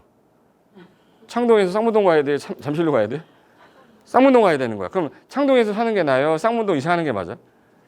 그럼 창동에 사는 게 맞지. 그래서 2018년도 9.13 대책 나올 때 그때부터 12월 달까지 거래가 거의 없었어요. 뭐를 규제해버리니까? LTV 규제해버리니까. 투기 지역이라서 서울은. 그러면 이제 요거 하게 되니까 어떤 사람이 나타나냐면 사고 싶어도 못 사는데 왜 못 사요? 했더니 뭐가 안 나와서? 대충. 근데 현금 부자들 있죠. 나 한 30억 있어. 근데 오르는 게 뻔히 보여. 그 사람은 현금 갖다 사면 되죠. 주워 먹는다 해서 뭐해? 줍줍이 나온 거예요. 네. 그 사람들은 땡 잡은 거지 뭐. 어차피 얘네들 못 사잖아. 그래서 내가 깎아서 사버리고 막 이러면서 어차피 가격은 지금 현재 계속 올라가는 게 보이는데 사고 싶어도 못 사요. 그러니까 대출이 안 나오니까 영혼까지 끌어올린다고 그러잖아. 그래서 영끌 뭐 이러면서 이제 사겠다고 하는 건데 여기 영끌 있어요? 젊으신 분이 없구나. 저보다 다 40대세요? 30대 없어요? 30대 없어. 영혼까지 끌어가지고 준비하는 중이잖아. 예. 근데 서울에 있는 집을 사야 되냐? 아니면 경기도권을 가야 되냐? 아니면 지방에 세종시 가야 되냐? 아니면 저기 밑에 대구 수성구 가야 되냐? 많이 오르는 곳을 가야 되는데 많이 오르는 곳을 다 묶어놨잖아 지금. 예. 그나마 이제 갈아타려고 이제 해가지고 내가 마곡 들어가려고 했더니 마곡은 피가 5억이 넘어버렸죠. 그럼 마곡 못 가요. 마곡 옛날에 미분양이었는데 마곡 얘기하면은 저도 스트레스 받는데 미분양일 때 이거 하나 사놓을까 막 고민하다가 제가 그때 저기 뭐 사업하는 게 하나 있어가지고 거기에다가 이제 꼬라박는 다음에 눈물 나려고 그러네. 되게 싸게 나왔어. 미분양인데 4억 5천인가 나왔는데 지금 12억 13억 가요. 이 얘기하는 순간 이제 다 이제 공감하죠. 그때 해야 할 걸. 다 그러는 거잖아. 예. 앞으로도 그런 곳이 또 있냐? 있어요. 계속 나올 거고. 그럼 제2의 판교가 될 만한 적도 찾아봐야 되는데 제가 이제 집값 땅값 중에서 요즘에 아파트 가격이랑 땅값 가장 많이 끌어올렸던 게 여기 제일 많이 끌어올렸던 게 6번이었었어요. 도로하고 철도, 교통망. 근데 요즘에는 그런 것도 좀 있지. 교육 관련된 거, 인프라도 있고. 최근에는 요게 좀 많이 국가정책에 건드렸죠. 3기 신도시라고 해서 발표를 국가정책에 하면서 3기 신도시 주변에 있는 땅값을 되게 많이 끌어올렸어요. 그래서 항상 3번하고 6번을 같이 따라다니는데 얘가 나오고 난 다음에는 그 다음에 그런 거 있어요. 일자리를 창출해야 되니까 산업단지 같이 삼성이 어디 들어간다, LG가 어디 들어간다, 일자리 창출도 큰 문제가 있기 때문에 이런 것들은 다 행정계획에서 진행되는 거기 때문에 여러분이 행정계획을 공부해야 되나 이런 생각까지 할 필요는 없지만 그래도 내가 살고 있는 도시 정도의 행정계획은 알아야죠. 성남시 인구가 얼만데, 분당의 인구는 얼마고, 분당의 인구가 어디서 들어오고, 판교로 들어온 사람이 어디서 다 온 사람이고, 판교에 있는 분들이 다 어디서 온 사람들이에요? 유동인구 찾아보신 적 없죠? 판교 거주자들이 이사 온 곳이 있을 거 아니에요. 그 사람들이 제일 많이 이사 온 곳이 어디서 이사 왔어요? 강남에서 많이 올 것 같잖아. 강남에서 많이 안 왔어요. 강남으로 가려던 사람이 못 가니까 판교로 간 거야. 강남에 있던 사람은 그냥 강남에 있어요. 안 나가, 그 사람들은. 근데 강남으로 들어가고 싶은데 못 가니까 판교로 가는 사람들이 더 많은 거지. 판교로 못 가니까 주변으로 가야죠. 판교 주변으로 조금씩 가다 보니까 뭐 있어요? 광주 있고, 하남 있고, 옆에 뭐 있어요? 용인 있고. 그럼 그나마 제일 가까운 데가 어디예요? 판교에서 가장 가까운 신도시가 어디예요? 그냥 도시가 어디예요? 광주 들으세요. 광주. 광주가 제일 가까워요. 지도를 보시면 판교에서 바로 가면 옆에 바로 이렇게 광주예요. 근데 광주가 이제 그 자연 보존 원역에 많이 묶여 있어가지고 개발이 좀 안 됐지만 그래도 근처는 가깝단 말이야. 이게 GTX 노선인데 A 노선이 지금 현재 운정에서 시작합니다. 이렇게 해서 가는데 이렇게 해서 여기 성남에서 가는데 잘 보세요. 여기 삼성 같은 경우랑 서울역 같은 경우 워낙 여러 가지 교차되는 역이 많은데 여기 말고 요 쭉 오는 라인 중에서 외곽을 이렇게 연결해서 보시면 이게 교외선이라고 있어요. 얘랑 교외선을 섞어서 만나는 놈이 약간 개발 가능성이 되게 높은 지역이에요. 그럼 교외선을 여기다 덮은 거예요. 그럼 여기 교외선 보면 대곡이라고 보이죠? 여기 대곡 보이세요? 네. 대곡이 만나게 돼 있고 여기 당아래라고 보이죠? 당아래가 여기서 또 만나고요. 당아래가 부천 종합운동장이에요. 그리고 쭉 가다가 만나는 곳이 있어요. 여기 성남에서 또 만나. 그리고 여기 쭉 가다 보면 위쪽에 별내에서 또 만나거든요. 그러니까 여기 대곡역 같은 경우는 교차되는 게 5개입니다. 5개. 대곡은 3호선 있죠. 경의중앙선역 있죠. GTX 있죠. 교외선 있지. 창릉 신도시에서 이번에 고양선이라고 해서 또 만나요. 그러니까 5개 노선 들어가. 근데 지금 가면 대곡은 주변에 화업 농지입니다. 다. 어디로 내려야 될지 몰라요. 농지야 다. 깜짝 놀라. 이런 시골이 어디 있지? 근데 거기가 일산 바로 초입이에요. 그리고 이제 서울 들어가기 전에 여기 창릉하고 요 사이인데 요 대곡에서 창릉 있는 요게 고양선이라고 있어요. 고양선이 연결되고 고양선 끝에서 여기 서울대까지 가는 거를 서부선 연결이 되는 거야. 그럼 저 안에서 이제 서울대로 바로 가는 거야. 서울대까지. 그러니까 이제 요 대곡역에서 시작해서 갈 수 있는 곳이 이렇게도 돌고 GTX로 가고 3호선으로 가고 경의중앙선으로 춘천 가고 다 가는 거예요. 그러니까 대곡역은 이쪽에서는 이제 가장 핵심적이 되는 거지. 그쪽 주변에 있는 땅은 분명히 한 10년 안에 지금 농지 되게 많아요. 근데 가격이 많이 올랐냐? 많이 올랐지. 평당 200, 300이었는데 지금 1200까지 가는데 그러면 해당 지역에서 밑으로 쭉 내려오면 여기 성남하고 하남하고 광주 요 사이가 이제 요 라인이에요. 경부고속도로 라인 있고 중부고속도 있고 제2경부 있을 거 아니에요. 그 중심부에 있는 지역 여기 지역 땅 중에 핵심은 당연히 판교예요. 판교는 이길 수가 없을 거고 그 다음에 하나 더 볼까? 땅값이 어떻게 올랐는지 여기 제2경부고속도로 라인으로 한번 보여드릴게요. 여기 지금 작년에 3기 신도시 발표되고 나서 제일 많이 오른 지역이 당연히 어디였다고? 하남이 하남 위치가 제일 좋고 이건 국토종합계획에 있는 내용인데 지금 현재 연결이 안 된 선은 점선으로 되어 있는 거거든요. 이게 교외선이에요. 교외선이고 지금 어디 있어? 김포에서 파주 연결이 되고 파주 포천 연결되는 요 수도권 순환 고속도로망입니다. 이렇게 해서 외곽으로 이걸 국가균형발전 지금 프로젝트라고 그래가지고 중심부에서 연결되는 도로선 같은 거예요. 이게 지금 현재 3기 신도시 보상 풀리는 금액이 48조인데 48조면은 21년도에 보상금이 풀리게 되면 어떻게 될 거냐? 2012년도에 땅값이 되게 많이 오른 데가 있어요. 2012년, 2013년, 2014년 제일 땅값 많이 오른 데가 세종시예요. 2015년도는 어딜까? 토지 가격이 제일 많이 올랐던 지역이 국가에서 제일 많이 올랐던 게 2012년, 2013년, 14년 다 세종시였었거든요. 그 왜 1등이었냐면 세종시로 행정중심 복합도시 이전한다고 그러면서 그 개발계획이 나왔는데 인구가 8만인 영기군에다가 인구 30만을 만들겠다 하니까 일자리랑 막 이런 게 들어간다고 그러니까 땅값이 막 올라가기 시작한 거야. 그러면 15년도에 갑자기 세종시가 2등이 됐고 그다음에 1등으로 올라가는 애가 하나 있었어요. 저 16년. 제주도인데, 제주도. 제주도가 제일 땅값 많이 올랐고 17년에 땅값 제일 많이 오른 데가 세종시였어. 세종시. 이분 드려야겠다. 답을 가르쳐줘도 쳐다보질 않으니까. 이 모양을 닮으세요. 세종시였어요. 18년도에 땅값 제일 많이 오른 데가 세종시였어. 19년도는 서울이었습니다. 근데 20년 올해도 세종시에. 문재인 정부 끝날 때까지 세종시예요. 근데 걔네가 인구 30만을 하겠다 했다가 50만으로 바꿨기 때문에 인구 50만으로 하겠다니까 거의 계속 1등이었었어요. 근데 2012년도에 발표되고 나서 9년 동안 2등, 1등 계속 했었단 말이에요. 그럼 이제 그 세종시랑 유사한 땅이 또 나올 때가 있냐? 새만금 쪽이 하나 있고 또 뭐 있어요? 없어요, 아직까지. 2011년도에 땅값 제일 많이 오른 시가 있는데 이거 맞히면 제가 이 책 두 개 다 드릴게요. 2011년입니다. 11년도에 땅값 제일 많이 오른 시. 연천군이 땅값이 1등이었어요. 전국에서. 왜 그랬냐면 그때 파주 3기 파주 2기 신도시 1-3구역이 보상이 나왔어요. 그 보상이 풀렸는데 그 보상금을 가진 사람이 대토를 취득한 거예요. 대토를 취득하려고 그랬더니 30km 토지거래 허가구역 안으로 못 들어가니까 저 30km까지밖에 못 갔었어요. 그래서 그 사람들이 파주에 있던 사람들이 전부 다 어디로 간 거예요? 연천으로 갔어요. 그때 보상금이 풀리는 시점에는 그 돈을 받고 현금으로 갖고 있지 않고요. 대부분 양도세 등의 문제로 인해서 대토 취득합니다.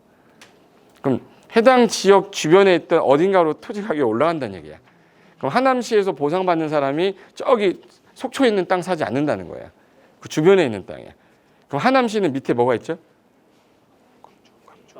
광주 있고 옆에 또 가평까지는 가진 않겠죠. 양평 이런 데 안 가요. 밑으로 가거나 그 광주 아니면 위쪽으로 가거나 남양주로 가거나 할 거기 때문에 그 언저리 바운드가 이 돈이 이제 풀리는 곳이기 때문에 어딨어? 토지 보상금이 풀리면 돈 다시 부동산으로 간다고 그러잖아요. 그래서 이 사람들이 제일 많이 하는 게 보상금 받으면 제일 먼저 하는 게 외제차 샀었어요. 그래서 안성 같은 데 가면은 벤츠 차가 제일 많은 데가 안성이에요. 우리나라 도시 중에 외제차 제일 많은 도시가 안성시예요. 땅 부자들이거든 다. 그럼 이제 그 트렁크 열면은 다 곡괭이 나와요. 보상을 받았는데 뭘 사야 되잖아. 그러니까 땅 사고 돈 남으니까 차 사고 딜러 애들이 맨날 붙어 다녀요. 아들내미 차 사주라고 막 그러면서 어차피 돈 있는데 뭐. 근데 이 사람들이 이제 그거 사고 집 사고 그러니까 돈이 남잖아. 땅 다시 사야 되는 거야. 아니면은 지금 주택 살 수가 없잖아요. 주택 사는 순간 세금 문제 때문에. 그럼 이 사람들이 어디로 다시 가요? 토지로. 그럼 그 토지가 어디로 갈 거냐는 그 지역에 따라 다르겠죠. 예를 들어서 여기 창릉 쪽에서 보상받는 사람들은 파주 쪽이나 이쪽으로 갈 것 같고 도심지로 못 들어가니까. 그럼 이제 남양주 같은 경우는 그 남양주 주변 언저리로 가겠죠. 그 보상지역 주변에. 하남 같은 경우는 이제 하남 쪽은 개발 제한 구역이라 치도 못하니까 밑에 쪽이나 위쪽에 주변 언저리로 갈 거기 때문에 토지 가치 올라간다 그런 뜻 막 쏘는 거예요. 요게 수도권 정비계획법에 가면 여기 파란 색깔 보이시죠? 이렇게 파란 색깔. 요거를 이제 우리 과밀 수도권의 자연 보존 권역이라고 하고 요 빨간 색깔 보이죠? 요거를 과밀 억제 권역이라고 그래요. 그리고 주황 색깔을 성장 관리 권역이라고 하는데 수도권에만 있습니다. 그래서 요 빨간 색깔, 요 보라 색깔은요 인구가 너무 과밀화돼서 대학교 4년제 신증설이 안 돼요. 여기는. 그리고 공장에 새로 신설이 안 돼, 증설이. 인구가 늘어나니까. 그럼 공장이 그럼 오른쪽으로 갈 수가 없죠. 자연보존 권역인데. 그럼 공장은 위에 아니면 어디로 가야 돼? 그럼 우리나라는 파주 아니면 화성 아니면 평택밖에 없어요. 그러니까 이제 신도시 산업단지 다 여기가 있는 거야. 그러면 이제 대학교도 가야 될 거 아니에요? 대학을 신증설 못하니까 파주에 그래서 그때 이화여대 가려다가 그 총장님이 자살하시고 뭐 그러면서 못 갔죠. 그럼 서울대는 어디로 가 있죠? 시흥으로 갔었죠. 인천으로 갔었지 그때. 인천 거기 연세대는 인천으로 갔잖아. 과밀억제권역에서 잠깐 풀렸을 때 전부 다 위아래로 가는 거야. 그럼 신도시도 여기 아니면 여기밖에 안 되니까 이 파란 색깔을 안 못 하게 돼 있어요. 그러니까 누가 이제 광주 같은 경우는 이제 오포가 뭐 신도시 된다고 그랬는데 이게 파란 색깔이잖아. 자연보존권역상 개발이 안 돼요. 대규모 개발을 못 하게 해놨기 때문에. 그래서 제일 아쉬운 데가 용인하고 광주예요. 이게 뭐가 묶여 있어요? 자연보존원에 묶여 있어가지고 위치는 성남 바로 하남 바로 옆에 근처에 있다고 그랬잖아 아까 광주가. 지리적으로는 위치가 좋은데 규제가 좀 세게 돼 있어서 문제가 좀 심각한 거지. 그리고 이제 산업단지 현황 지도인데 보시면 경기도 요쪽이 하얗죠. 여기가 자연보존원역이라서 그래. 그러니까 여기 하얀 거고 위 아래만 많잖아. 그래서 성장관리권역에 가 있는 거야. 그러니까 예를 들어서 어느 지역에 배치를 된 거 딱 보면 규제되어 있는 것 때문에 이렇게 나눠지는구나. 그럼 산업단지가 많다는 얘기는 뭐가 많아진다는 얘기예요? 일자리가 많아지면 인구 많아져. 그럼 인구 많아지면 가격이 올라요. 그러니까 제일 많이 오른 것이 요 밑에 쪽이 많죠. 그러니까 평택, 화성, 안성 이런 데가 많이 올라간 거야. 그 다음 많은 데가 잘 봐요. 여기는 수도권이 아니지 않습니까? 그럼 여기 비수도권으로 가게 되면은 충북하고 충남인데 충북은 두메산골이었었잖아요. 근데 그 이미지를 이제 좀 깨자 해가지고 여기 충북 같은 경우에도 산업단지 되게 많이 들어가 있어요. 얘는 첨단 지식산업단지가 들어가 있고 여기 이제 이쪽 라인이 지금 현재 많이 들어간 이유가 요 수도권 정비기업법의 규제를 받다 보니까 이 사람들이 벗어난 거야. 평택 바로 밑에가 어디죠? 천안이에요. 그래서 한참 막 천안 집값 막 올랐죠. 그리고 충북도 집값 막 올랐잖아. 그랬더니 집값 오르니까 바로 그냥 또 조정대상 묶어버리잖아. 충북 겨우 이제 20년 동안 죽어 있다가 막 살고 있는데 갑자기 모가지를 따버렸어요. 그래가지고 막 두고 있는데 죽어버린 거잖아. 요 상태가 여기 산업단지 현황이구나. 그리고 여기 보시면 경상도도 이쪽이 좀 많아요. 이쪽 라인은 거의 없다고 보시면 되지. 산이다 보니까. 그리고 여기 제2경부인데 자 여기 제1경부 경부고속도로가 1,800배가 올랐다는 얘기는 30년에서 40년이라는 사이에 이 주변 땅값이 1,800배가 올랐대요. 중부고속도로가 있고 중앙 정도 쪽에 있어야 되는 게 여기잖아요. 구리에서 시작해서 용인, 안성, 천안에서 세종까지 가는 거예요. 그러니까 요거 하나 만들고 가시려는 게 우리 문재인 정부에서 진짜 제일 처음에 시작해서 지금까지 요거 완성하고 가겠다는 거잖아. 그러니까 누구는 계속 올라가고 있어요. 그럼 얘가 올라간다는 얘기는 얘랑 얘는 올라가겠죠. 요 라인 쪽에 있는 애들이 슬슬 이제 움직이겠지. 기존에 이쪽 라인에서 있던 애들이 일로 옮겨가거나 중부 쪽에 있던 애들이 일로 타거나 결론은 이제 가운데 라인 쪽도 앞으로는 좋아질 거다. 그러니까 이제 구리에서 시작해서 광주 지나겠죠. 그래서 지나서 이렇게 안성에서 세종시까지. 난 땅을 개인적으로 사본 적이 있다.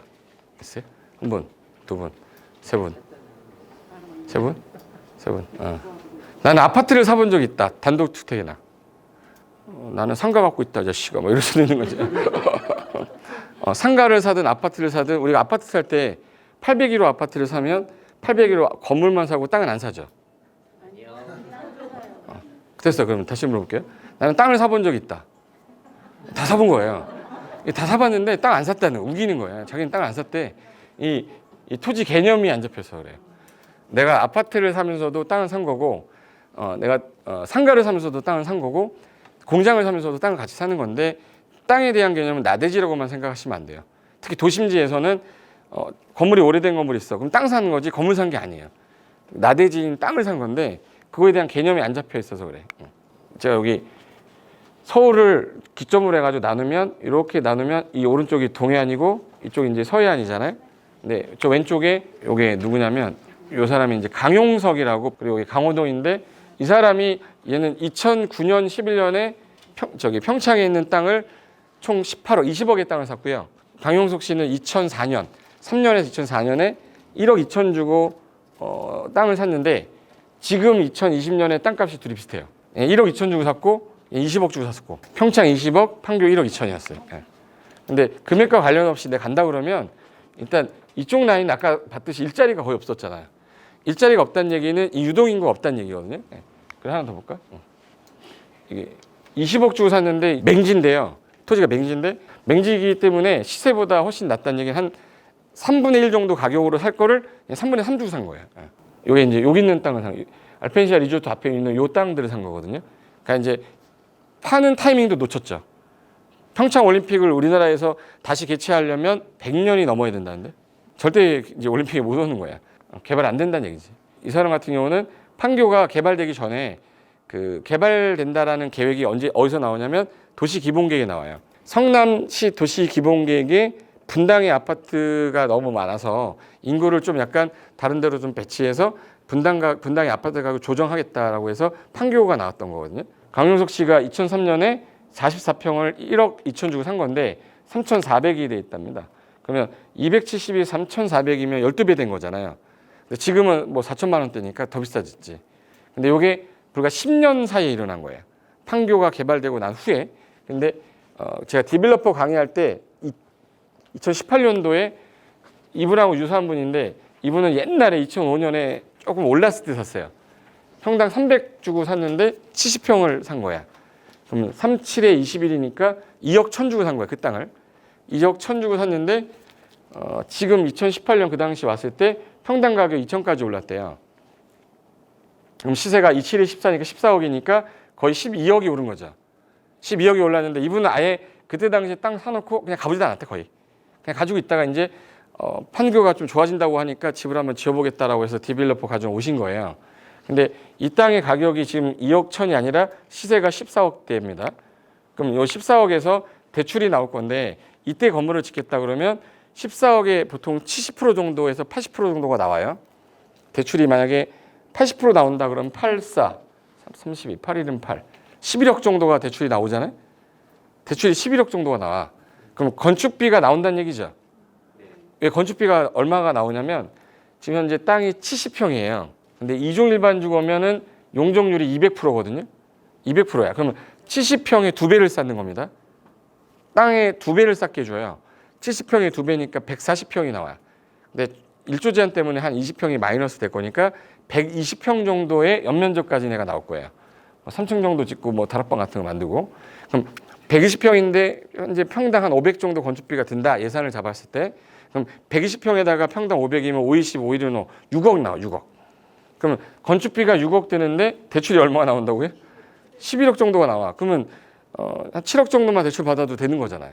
그럼 이 상태에서 예를 들어서 80% 대출을 받을 때 11억 2천이 나오는데 이 건축비 드는 내용은 6억밖에 안 들어요. 그럼 여기서 한 7억 정도 대출 받아서 건물 짓게 되면 얘가 지금 판교 주변에 거래되는 게 26억 정도 돼. 빌딩이. 꼬마 빌딩이 한 26억 정도 됩니다. 25억에서 26억인데 지금 더 올랐으니까 한 27억 8억 되겠죠. 그러면 이 사람이 제일 잘한 건 뭘 잘한 거예요? 땅 잘 산 거죠. 판교에 있는 걸 산 거예요? 아니면 저기 속초에 있는 걸 산 거예요? 판교에 있는 걸 샀기 때문에 얘가 올라간 거잖아요. 올라갔으니까 대출로 건물 질 수 있는 거죠. 결론은 땅 잘 샀기 때문에 건물주 되는 거지. 근데 이게 만약에 위치가 전라도 어디였다, 경상도 어디였다 그게 아니고 판교였기 때문에 가능했던 거니까 위치 지리적으로 잘 잡은 거죠. 그게 요 땅이에요. 이쪽 라인으로 이렇게 생겼어요. 여기 지금 건물 다 졌죠, 이제? 십몇 년 지나니까 건물 다 들어 쓴 거예요. 처음에 질 때는 이 동 하나 졌는데 다 져가지고 요 땅입니다.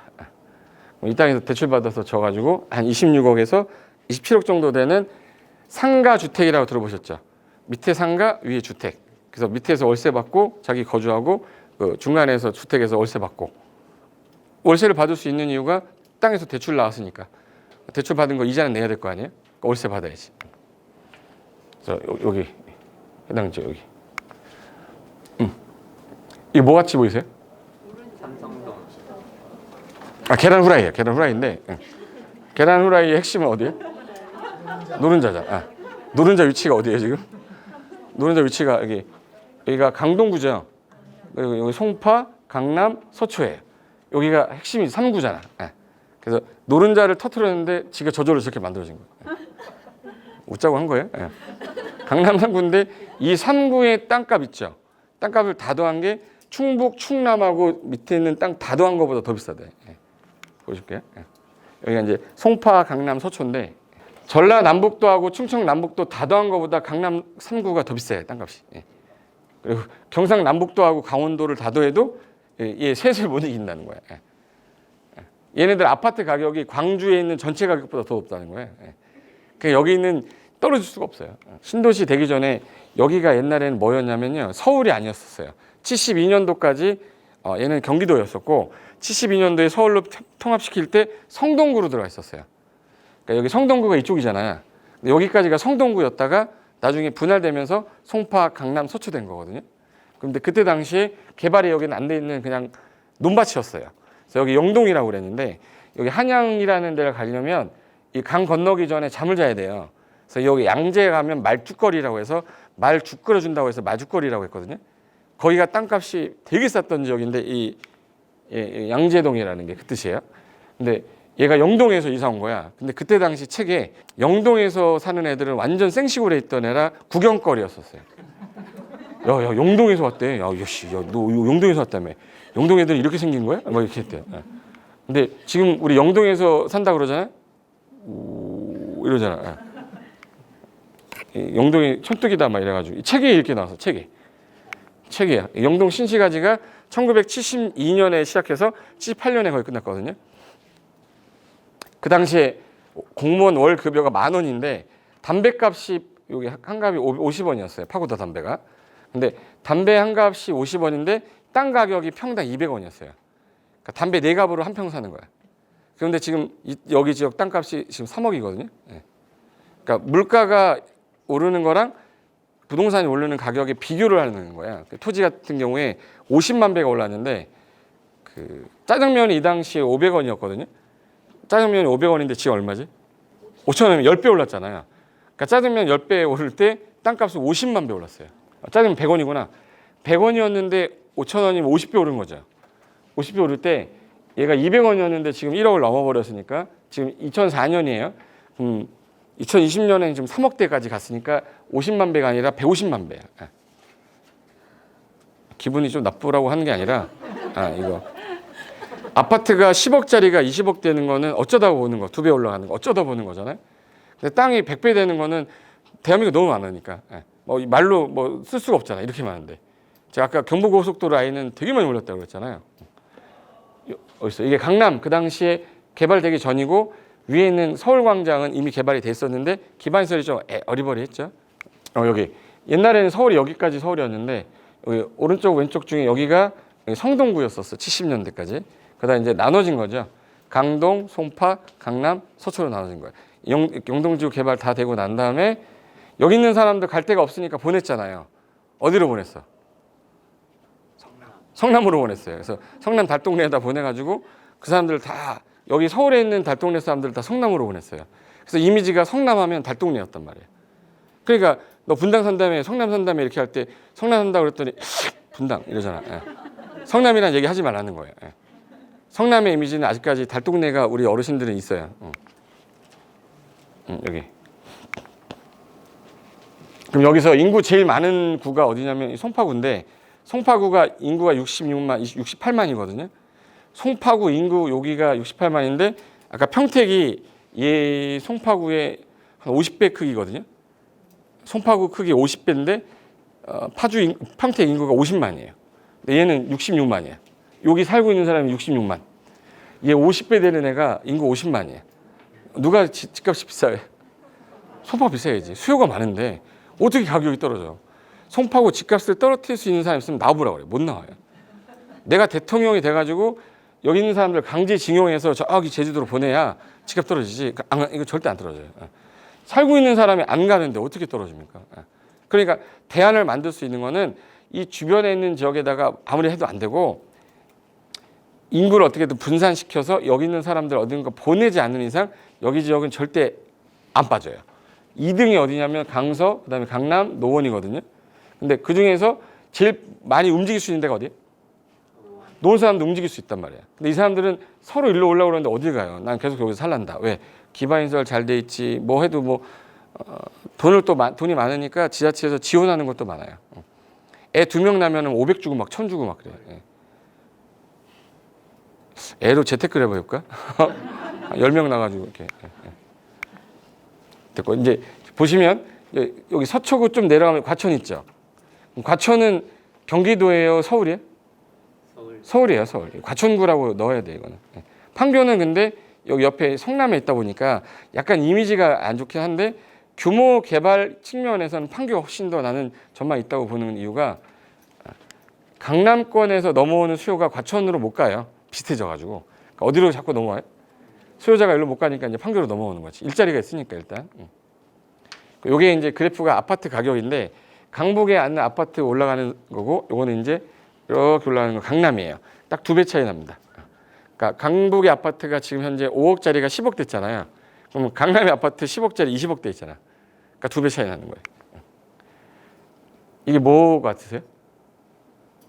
이 도로예요. 이거를 도로를 치우고 지하철을 빼면 다 지하철 들어가 있어요. 이 지하철이에요. 그러니까 강남은 어디 가든 지하철이고 어디 가든 지하철이고 어디 가도 도로예요. 그러니까 너무 잘 돼 있잖아요. 살기 좋을 수밖에 없어요. 여기가 음마아파트 앞이고 여기가 그 강남 사거리 아세요? 72년도에 강남 사거리입니다.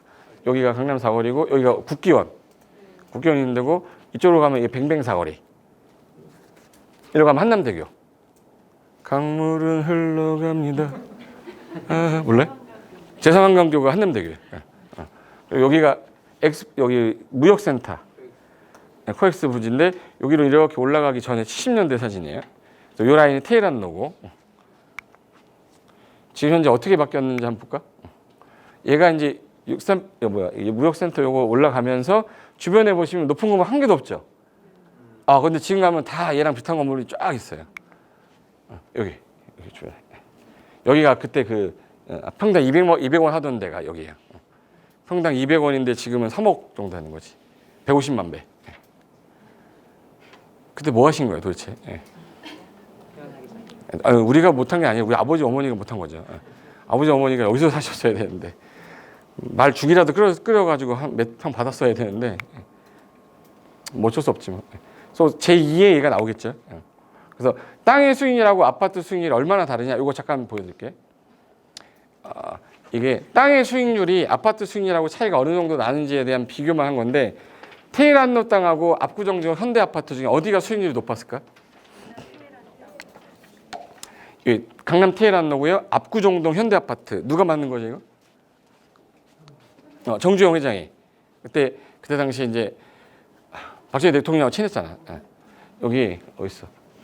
1970년대 평당 4만 원 정도였는데 여기 평당 1억 넘었고 1억 5천까지 가잖아요. 그래서 강남 테헤란로 같은 경우가 지금 3년 사이에 2,500배가 올라갔는데 이 현대 아파트 같은 경우는 그때 평당 44만 원인데 지금 5천 정도 되니까 130배 정도 든 거예요. 평당 가격으로 봤을 때. 그러니까 얘는 2,500배, 얘는 130배. 누가 훨씬 더 많이 올라간 거야? 땅값이. 그래서 이게 아파트하고 땅하고의 수익률을 한번 비교해 본 건데 얘는 10년을 기준으로 잡은 거고요. 땅은 6년을 기준으로 잡은 거예요. 그래서 아파트 같은 경우는 10년간 수익률이 59%고 땅 같은 경우는 200에서 300%인데 그 위치가 평택을 기준 잡았을 때 이건 한국은행에서 낸 그 자료예요. 그리고 아파트, 주택, 주식, 적금인데 그중에 아파트가 그동안 그래도 좀 많았어. 2007년에서 16년 사이 10년 동안 아파트는 한 60% 정도 올랐는데 땅 같은 경우는 한 300%. 그러니까 수익률 차이가 완전히 나죠. 여기 용인시의 상현동 땅하고 대치동의 B아파트거든요. 이 아파트가 지금 현재 같은 시기에 만약에 땅을 샀다고 했을 때 비교하면 용인시예요. 용인 상현동인데 얘가 땅 가격이 10년에 30배 올라간 거고 이 같은 경우는 2억 6천에 사서 15억이니까 6배 올라간 거예요. 그럼 6배하고 30배니까 당연히 차익은 어디가 더 높은 거야? 땅이지. 그냥 몇 개 찍은 거예요. 같은 연도에 있는 거를. 기분 별로 안 좋으신 괜히 이런 거 보여주면 내가 괜히 뭐 이걸 했나 생각이 들어서 저런 사람이 있구나라는 관심만 가지시라는 거예요. 그리고 올해는 이제 땅값 제일 많이 올라간 게 세종시 보이세요? 이거 보시면 이 가격 올라가는 거 집값 변동률이에요. 누구만 올랐어 지금? 세종시만 올랐어. 세종시만. 그러니까 이 정부 끝날 때까지는 세종시인데 세종시에 못 들어가죠 이제. 세종시 아파트 18억 20억이에요 이제. 그 미분양 아파트가. 근데 세종시 못 들어가면 세종시 언저리에 있는 땅 있죠. 예를 들어서 거긴 아직까지 시골이 좀 많기 때문에 그쪽에 있는 땅이나 아파트 2억짜리도 있긴 있는데 세종시 행복도시 안에 있는 아파트는 못 사요. 이제 여기 세종시 1등인데 행정수도 이전 기대감에다가 주택시장 많이 올랐고 스마트 국가산단 조성사업 들어간다고 그랬고 그리고 쭉 보시면 여기 봐. 경기도 보이세요? 경기도 여기 성남 수정구 있죠. 여기 제3 판교 테크노밸리 개발사업 진척으로 이제 판교가 다시 또 이제 이거 하니까 제2 판교, 제3 판교 때문에 또 다시 이제 성남이 들썩거리는 거예요. 그러면 수도권에서 지금 제일 많이 유망하다고 하는 게 과천하고 하남하고 성남이잖아요. 그 중에서 규모 단지가 제일 큰 데는 어디예요? 성남이에요. 이게 이제 올해 발표한 거예요. 3분기니까 9월 달에 10월 달인가 나왔던 자료입니다. 얼마 전에 나왔던 자료예요. 여기 보시면 부산 해운대가 올라간 거 보이세요? 수영구 올라간 거 보이죠? 이번에 조정 대상지역 그래서 들어간 거잖아. 3개월간 이래서 그 해당 지역 청약 경쟁률이라든지 토지 가격 상승률을 봐서 너무 많이 올라가면 조정 대상지역 지정할 수 있다. 요건에 맞아서 지정한 거예요. 그리고 이제 하위라는 건 떨어진 곳을 말하는 거거든요. 요즘에 제일 많이 떨어진 데 제주도가 많이 들어있어요. 제주도, 울산 동구, 제주시, 통영, 그리고 경남, 이게 조선업이 좀 떨어진 지역하고 일자리가, 그리고 인구 빠져나갔던 제주도하고. 그러니까 중국 애들이 안 오니까 거의 끝났잖아요. 관광산업도 끝나고. 근데 여기가 조만간 다시 좋아지는 지역이 있다 그러면 또 올라가겠지만 소폭 상승을 할 겁니다. 그래서 요거는 1등하고 꼴등하고 비교한 겁니다. 됐고, 판교. 일단 제가 이제 판교를 보는 것 중에 가장 좀 약간 그 많이 나오는 검색어를 제가 검색해 봤거든요. 판교 찍었을 때 유사 검색어 나오잖아요. 이 젊음이라는 단어가 되게 많이 나오더라고. 그리고 스마트. 그리고 이제 수준이 있대, 판교가. 판교 사시잖아, 다. 아니요? 네. 판교 사시잖아. 예. 살고 싶다고 해줘요. 예. 그리고 경쟁력 있는, 왜 일자리가 있다 보니까. 그리고 여기는 4차 산업, 뭐 IT, 깨끗한 도시, 뭐 이런 게, 이 판교란 단어를 검색하면 제일 연관돼서 많이 나온 단어가 이거였다. 그리고 대신에 이제 판교가 단점이 무슨 도에 있어요? 경기도라는 한계가 있지. 서울특별시가 아니라서. 근데 과천은 서울특별시라는 장점이 있는 거예요. 서울특별시 과천구니까. 웃자고 해도 웃지도 않고. 경기도라는 한계가 있어서 약간은 판교가 그 한계가 좀 약간 있다, 그거는. 근데 이게 판교는 지리적으로 봤을 때 교통 여건이 너무 좋아요. GTX도 있고. 그리고 유일하게 신도시 중에 일자리 그 수가 주택 수보다 많은 도시 그러면 판교예요. 주택보다 일자리 수가 많다는 얘기는 주택을 많이 지어야 된다는 얘기예요. 주택 가격이 많이 올라갈 동네라는 얘기예요. 못 지어, 주택 지을 공간이 없기 때문에. 그러니까 뭐가 올라간다는 얘기예요? 주택 가격 상승률이 높을 지역이라고 보는 거예요. 그러니까 주거 형태의 집이라는 게 올라갈 가능성이 있는 지역이라고 보는 거지. 자족도시고, 업무지구 확장, 지금 업무지구는 계속 확장하고 있고, 전국적으로 대안이 없으니까 맨날 과천하고 비교되는 게 판교예요. 강남으로 못 가면 판교 가라. 강남으로 못 가면 옆에 과천구로 가라. 뭐 이런 거 할 때 판교랑 맨날 비교되는 겁니다. 그래서 서울시 과천구는 서울하고 비교할 수가 없죠. 그러면 여기 현재 최근에 판교에 뭐 하겠다라는 거야. 뭐 송도 집값은 많이 올라왔는데 판교도 올라갈 거냐? 예. 여기 160조를 투입해서 K-뉴딜 송도하고 판교를 건드리겠다. 뭐 발표 최근에 나왔던 거예요. 10월 27일 날. 단점이 여기가 서울인데 서울하고 성남의 중간은 개발 제한 구역으로 이렇게 묶여 있어요. 그 지역을 풀어서 만든 신도시가 위례 신도시예요. 그리고 이제 개발 제한 구역 바로 밑에 판교가 이렇게 있는 거죠. 그리고 분당 이쪽에 있는 거고. 그러니까 여기 위치적으로 봤을 때 이 개발 제한 구역으로 단절돼 있는 거를 뭐 조금씩 풀어가지고 개발하고 있는 것뿐이죠. 그리고 이제 국가에서 제일 많이 하는 것 중에 하나가 이제 판교 제1, 제2, 제3 여기 전부 다 IT 정부 지원하겠다. 경부고속도로 제2경부 타고 있고 강남 진입이 제일 빠르고 성남의 핵심은 옛날엔 분당이었지만 일자리가 있다 보니까 이제 판교로 넘어간 거죠. 과천은 지식정보산업센터면 판교는 IT. 그러니까 테헤란로 같은 경우는 금융하고 IT잖아요. 근데 판교는 IT로 가는 거니까. 그리고 물류는 바로 위로 가면 하남과 연결이 돼 있고 광주도 물류죠. 그래서 하남하고 광주의 물류를 뒤로 백업을 하고 있고 그리고 IT 밑에 용인하고 그리고 밑에 동탄하고 테크노밸리를 연결하는데 너무 멀어요. 광교랑 동탄은. 그러니까 어쩔 수 없이 이제 판교 쪽이다. 이게 국토종합계획에 있는 내용이에요. 여기 성남시 광역교통 현황인데 성남의 가장 핵심은 경부고속도로가 있다라는 거고 그다음에 분당 수서 고속화도로 연결되는 거고 제2경인 고속도로 외곽순환 끼고 있고 그 용서 고속도로 있는 거죠. 그러니까 좋은 고속도로는 다 끼고 있는 게 분당이에요. 성남에. 그래서 여기 GTX A 노선도 여기서 성남역에서 쓰기 때문에 GTX 운정에서 이렇게 해서 오면 제가 원래 부산 갈 때 광주 갈 때 제가 파주에서 자면 와가지고 광명에다가 주차해 놓고 광명에서 타고 갔거든요. 근데 이제는 운정에서 바로 타는 거예요. 타가지고 쭉 가는 거예요. GTX 타고 쭉 가서 부산 가고 광주 가고 목포 가고. 요거 이제 국토종합계획 내용에 보면 그 성남시 기본계획에 여기 해당 지역 판교 테크노밸리 완성이 됐을 때 연결되는 그 연결 라인을 말하는 거고, 그다음에 이제 주변에 이제 학교가 있는데 그 산학이라고 그러죠.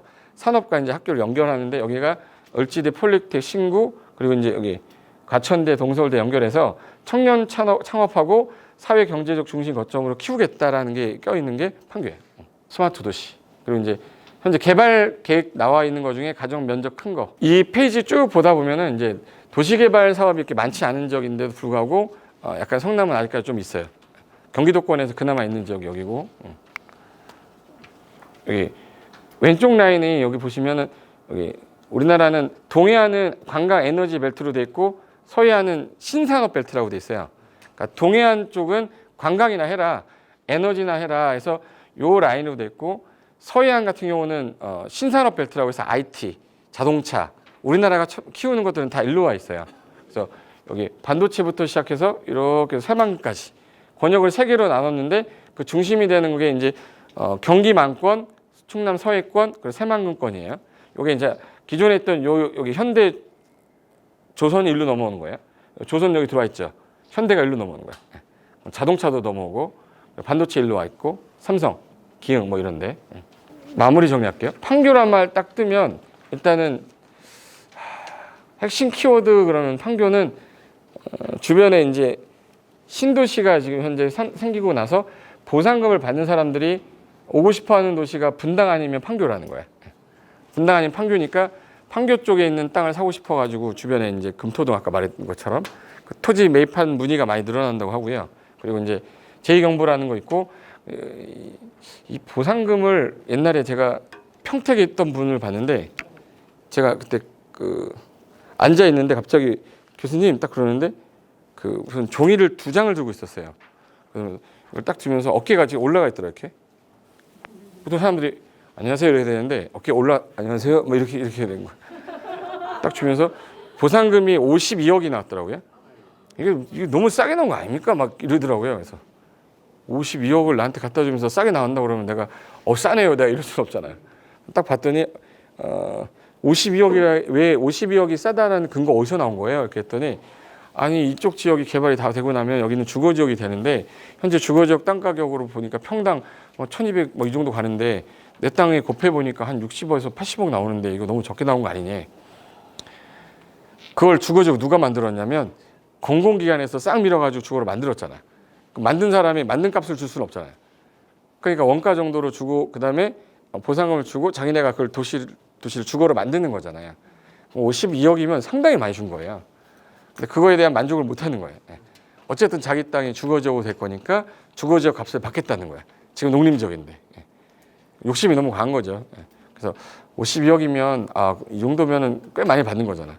그러니까 이 52억을 받으면 뭐 하실 거냐고 내가 물어봤더니 일단 세금을 계산해 봤더니 세금 너무 많이 나간다는 거야. 한 18억에서 20억이 나간다는 거야. 그럼 세금을 줄일 수 있는 방법이 뭐냐 해서 찾다 보니까 대토밖에 없어요. 대토라는 건 대체되는 토지 취득하는 겁니다. 그럼 약간 좀 취득록세 좀 약간 혜택이 있으니까 그래서 그 평택에서 어디로 가야 돼요? 그래서 안성으로 많이 간 거예요. 그래서 안성에 땅 소유자들 되게 많아요. 그래서 부자들이 되게 많고 안성 사람들은 평택 사람들 되게 배제해요. 안성 분들이 양반이 좀 많아서 누군가가 들어오는 걸 되게 꺼려하고 싫어해요. 그러니까 대규모 개발 계획이 없어 안성은. 안성 탕면 알아요? 그 안성에 거기 그 라인인데 평택에 있는 사람들이 갈 곳이 없으니까 천안 위로 가야 되니까 하성 막 이런 데로 간 거예요. 조만간 여기 하남 있죠. 하남 쪽에 보상 풀리면 어디로 간다는 얘기? 판교로. 그 보상 갖고 오는 사람들이 있을 거라 얘기지. 이슈되는 게 그거예요. 제2경보도 이슈가 있고 그리고 이제 주택은 현재 어느 정도 좀 진입이 좀 되고 있는데 상가가 아직 많지 않기 때문에 상가 관련된 것들도 어떤 상가 주택이라든지 이런 게 몰려 있는 것이 그래도 계속 꾸준하게 상가 엄청 많은 건 아니지만 많이 전화 백화점도 있잖아. 신도시가 되려면 백화점 있어야 돼요. 근데 파주가 백화점이 없어요. 파주는 홈플러스랑 이마트밖에 없어요. 홈플러스 몇 개야, 이마트 몇 개 이렇게 있고 백화점이 또 들어와 줘야 되는데 어느 백화점이 들어와? NC 백화점 들어와야 돼? 무슨 백화점이 들어와야 돼? 현대나 신세계에 들어와야 되는데 현대 제일 좋은 거 들어와 있더만. 판교 현대백화점 가보셨죠? 주차장에서 눕고 싶더라. 너무 깨끗해가지고. 그 정도야. 그러니까 뭐 고급적인 거 다 들어가 있잖아요. 그러니까 그 사람들의 수준에 맞춘 거죠. 백화점이 없다는 얘기는 수준이 낮다는 얘기잖아. 이렇게 보이는 거예요. 야, 우리 집 앞에 아파트 살고 있는데 나 슬리퍼 신고 백화점 가 이거랑 나 슬리퍼 신고 홈플러스 가랑은 완전히 다른 거잖아요. 이게 판교에 갖고 있는 특성이기 때문에 약간 그래서 아까 젊은 사람들이 또 선호하고 있는 거고 미래 가치 있다고 보는 거니까 뭐 판교는 나쁘지 않은 것 같습니다. 그리고 내가 그 토지는 제가 관심을 가지고 보인다고 해서 아까 조그만 땅 하나 있다고 그랬잖아요. 그 조그만 땅들이 어떻게 개발되는지 제가 하나 보여드리고 끝낼게요.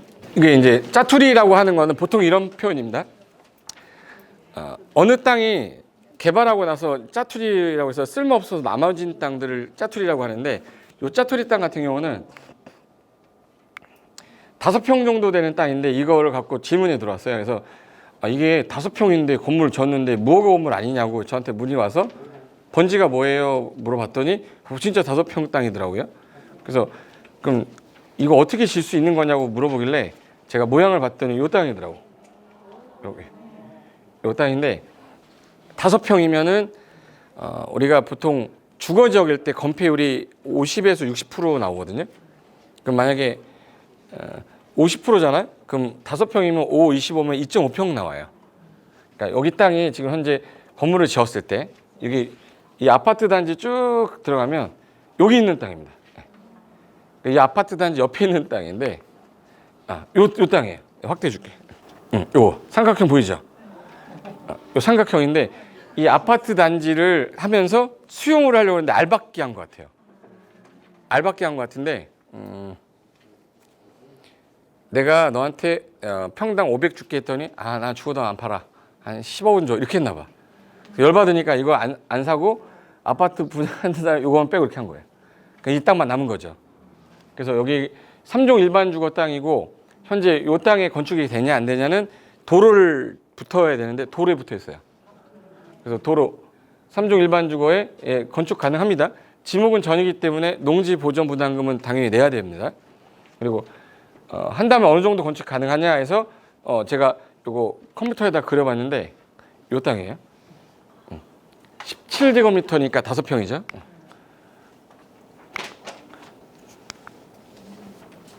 요 땅을 이제 옆으로 돌린 건데 돌려서 요게 이제 이렇게 해서 7평 정도, 5평 정도 되는 땅이니까 건폐율이 여기가 50에 내가 만약에 250을 만약에 짓겠다 그러면 건폐율이 50%면은 5, 25니까 2.5평 나오죠. 그럼 요게 2.5평 정도 되는 건물을 질 수 있는 거예요. 그리고 이제 위로 올라가는 거는 더 올라갈 수 있는데 일반 주거 지역 같은 경우는 1조 제한 때문에 3층에서 꺾이거든요. 3층까지 똑바로 가다가 4층에서 이렇게 들어가는 형태인데 얘가 땅이 작기 때문에 들어가면 아예 4층이 날아가요. 그러니까 3층까지밖에 못 져. 그럼 여기 2.5평, 2.5평, 2.5평, 그럼 7.5평이 되는 거죠. 요 정도 건물이 나올 거예요라고 보내준 건데 보내줬더니 사진을 보내줬는데 그놈이 그려져 있는 거야. 여기다가 그려놨더라고. 건물 지어놨더라고. 이게 보시면 제가 짜투리 땅은 평당 가격이 싸댔죠. 왜 평당 가격이 싼지 보여드릴게요. 지금 826만 원에 거래를 하신 거야, 이 땅을. 평당 820만 원이면 주변이 3천만 원 정도였거든요. 평당 3천인데 800이면 되게 싼 건데도 사람이 안 사. 왜 안 사냐? 그럼 내가 5평이면 8, 5, 40, 4천만 원 주고 사야 되는데 쓸모가 없는데 내가 4천을 날리기 싫다는 거지. 근데 이거를 5.14평을 4,250에 샀더라고요. 등기부등본을 봤더니. 요 건물 줘놨어요. 요 땅에다가 이렇게 해가지고 요거 1, 2, 3층 줘놨죠. 여기다 주는 거예요. 여기다가 그래서 여기 아까 이렇게 해서 이렇게 진 거. 그래서 1층 진 다음에 2층 짓고 3층 져서 올린 거예요. 1층 목조 구조를 했기 때문에 1층 짓고 그다음에 2층 진 거 다시 올리고 3층 진 거 이렇게 올려서 목조 구조 형태로 진 거거든요. 그래서 얘네들 같은 경우에 데크 올리고 나서 이렇게 한 건데 이거를 그분이 알아보고 왔대요. 근데 월세가 나갔다고 하더라고. 그래서 등기부등본상에서는 박남순하고 임병관이 공동으로 저 땅을 산 거야. 등기부등본을 최근에 매입하는 이유가 개발 한번 해보겠다고 같이 공동 투자한 것 같은데 1층이 1,000에 50에 나갔고 2층, 3층이 2,000에 60이니까 월 110만 원 나오는 거야. 월세 110만 원입니다. 근데 이 사람이 얼마 들였냐면 아까 땅이 4,250이었죠. 7.5평이면 건축비가 총 들어가는 금액이 한 4천 정도 들어갔을 거야. 그러니까 8천에서 9천 사이 들어간 거예요. 그러니까 9천만 원이니까 1억 정도 들어간 거죠. 근데 우리가 은행에다가 1억 넣어놓으면 1년 뒤에 얼마 주냐면 1억에다가 210만 원인데 세금 떼면 190만 원 줍니다. 190만 원 줘요. 190만 원 1년 동안. 근데 이 사람은 월 얼마? 110만 원이에요. 완전히 다른 거죠. 근데 이게 중요한 게 아니라 얘는 건물을 지어놨기 때문에 대지 가격이 800이 아니에요. 평당 800이 아니라 3천으로 가는 거야. 그럼 3, 5, 15니까 1억 5천이잖아요. 땅 가격 자체가 이제 1,500이 1억 5천이 되는 거예요. 건물을 지어놨기 때문에. 그 정도까지는 못 받아도 약간 마이너스 돼도 1억 이상은 받는 땅이라 자본이득이 있는 물건이 되는 거죠. 이 땅이 나신 겁니다. 그래서 1층은 카페 형태로 가고 사무실로 준 건데 여기 이제 그 맨 위에 3층이고 여기 그 방이고 거기 뭐지 1층 같은 경우는 근생으로 뺐고 2층하고 3층이 주택으로 뺀 거예요. 3층은 옥탑방 비슷하게 해서 뺀 거라 1층하고 2층 건물로 봐야 돼요. 계단으로 올라가. 여기 이제 출입구고 여기 아까 봤던 그 커피숍 하던데. 여기 이제 건물 지었을 때 목구조 1층이고요. 1층, 2층, 3층으로. 밤에 보면은 조금 그렇긴 한데 조명 켜고 찍은 거 보니까 이쁘더라고. 주차장을 안 지어도 돼요? 예, 얘는 주차 안 해도 돼요. 50제곱미터 미만이면 빵대. 여기 근생이고 여기 주차 대수가 50제곱미터 미만이면 빵대예요. 좀 유명한 유튜버인가 봐요. 그거 보고서 여기 갔다 온 거예요. 걔가 이걸 찍은 거예요. 얘가 유명한 애인가 봐요. 그래서 요거 가서 직접 찍어갖고 제가 얘기했던 거 그대로 써가지고 강의하더라고. 그래서 9,400만 원 정도 총 들었다. 이거 1층 진 거 바로 위에 올리고 2층 짓고 올리고 3층까지. 평면 도면은 요거 도면 그린 거예요. 그래서 그 당시에 제가 촬영할 때는 건축물 대장이 안 나와 있더라고요. 근데 좀 이따가 보니까 건축물 대장이 나왔더라고요. 건축물 대장 나왔는데 여기 보시면 1층, 2층으로 돼 있고 3층은 옥탑 형태로 진 거예요. 그 다락방 같이. 그리고 주차 대수는 빵대로 돼 있죠. 왜 빵대냐면 연면적이 14.76이라 50제곱미터 미만이잖아요. 빵대고. 그래서 7월 16일이니까 이제 한 3개월 지난 거죠. 그 사이에 다 월세 다 뺀 거예요. 그래서 제가 저거를 보여드린 이유는 뭐냐면 5평짜리도 이렇게 짓는데 걔가 유동인구가 많은 아파트 단지 내에 있으니까 저게 된 거지. 저희 속초에 5평은 하면 안 돼요. 혼자 외로워서 죽을 수도 있어요. 여기 도심지 내니까 5평이 가능했던 거고. 그리고 이제 10평짜리면은 아까 걔 2배 정도 되는 거죠. 근데 그게 평당가가 싸기 때문에 개발하고 났을 때 평당가는 올라간단 말이에요. 그게 이제 차익이 남을 수 있는 거라 토지라는 거는 좀 재밌는 게 도심지 땅이라고 해서 무조건 뭐 다 비싼 게 아니라 싼 것도 나와요.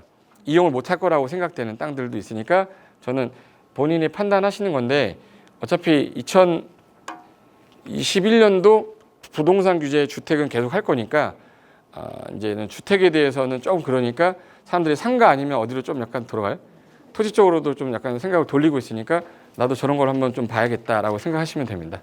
그래서 여러분의 성공 투자를 기원드리고 이제 배고프시니까 식사하셔야 되잖아요.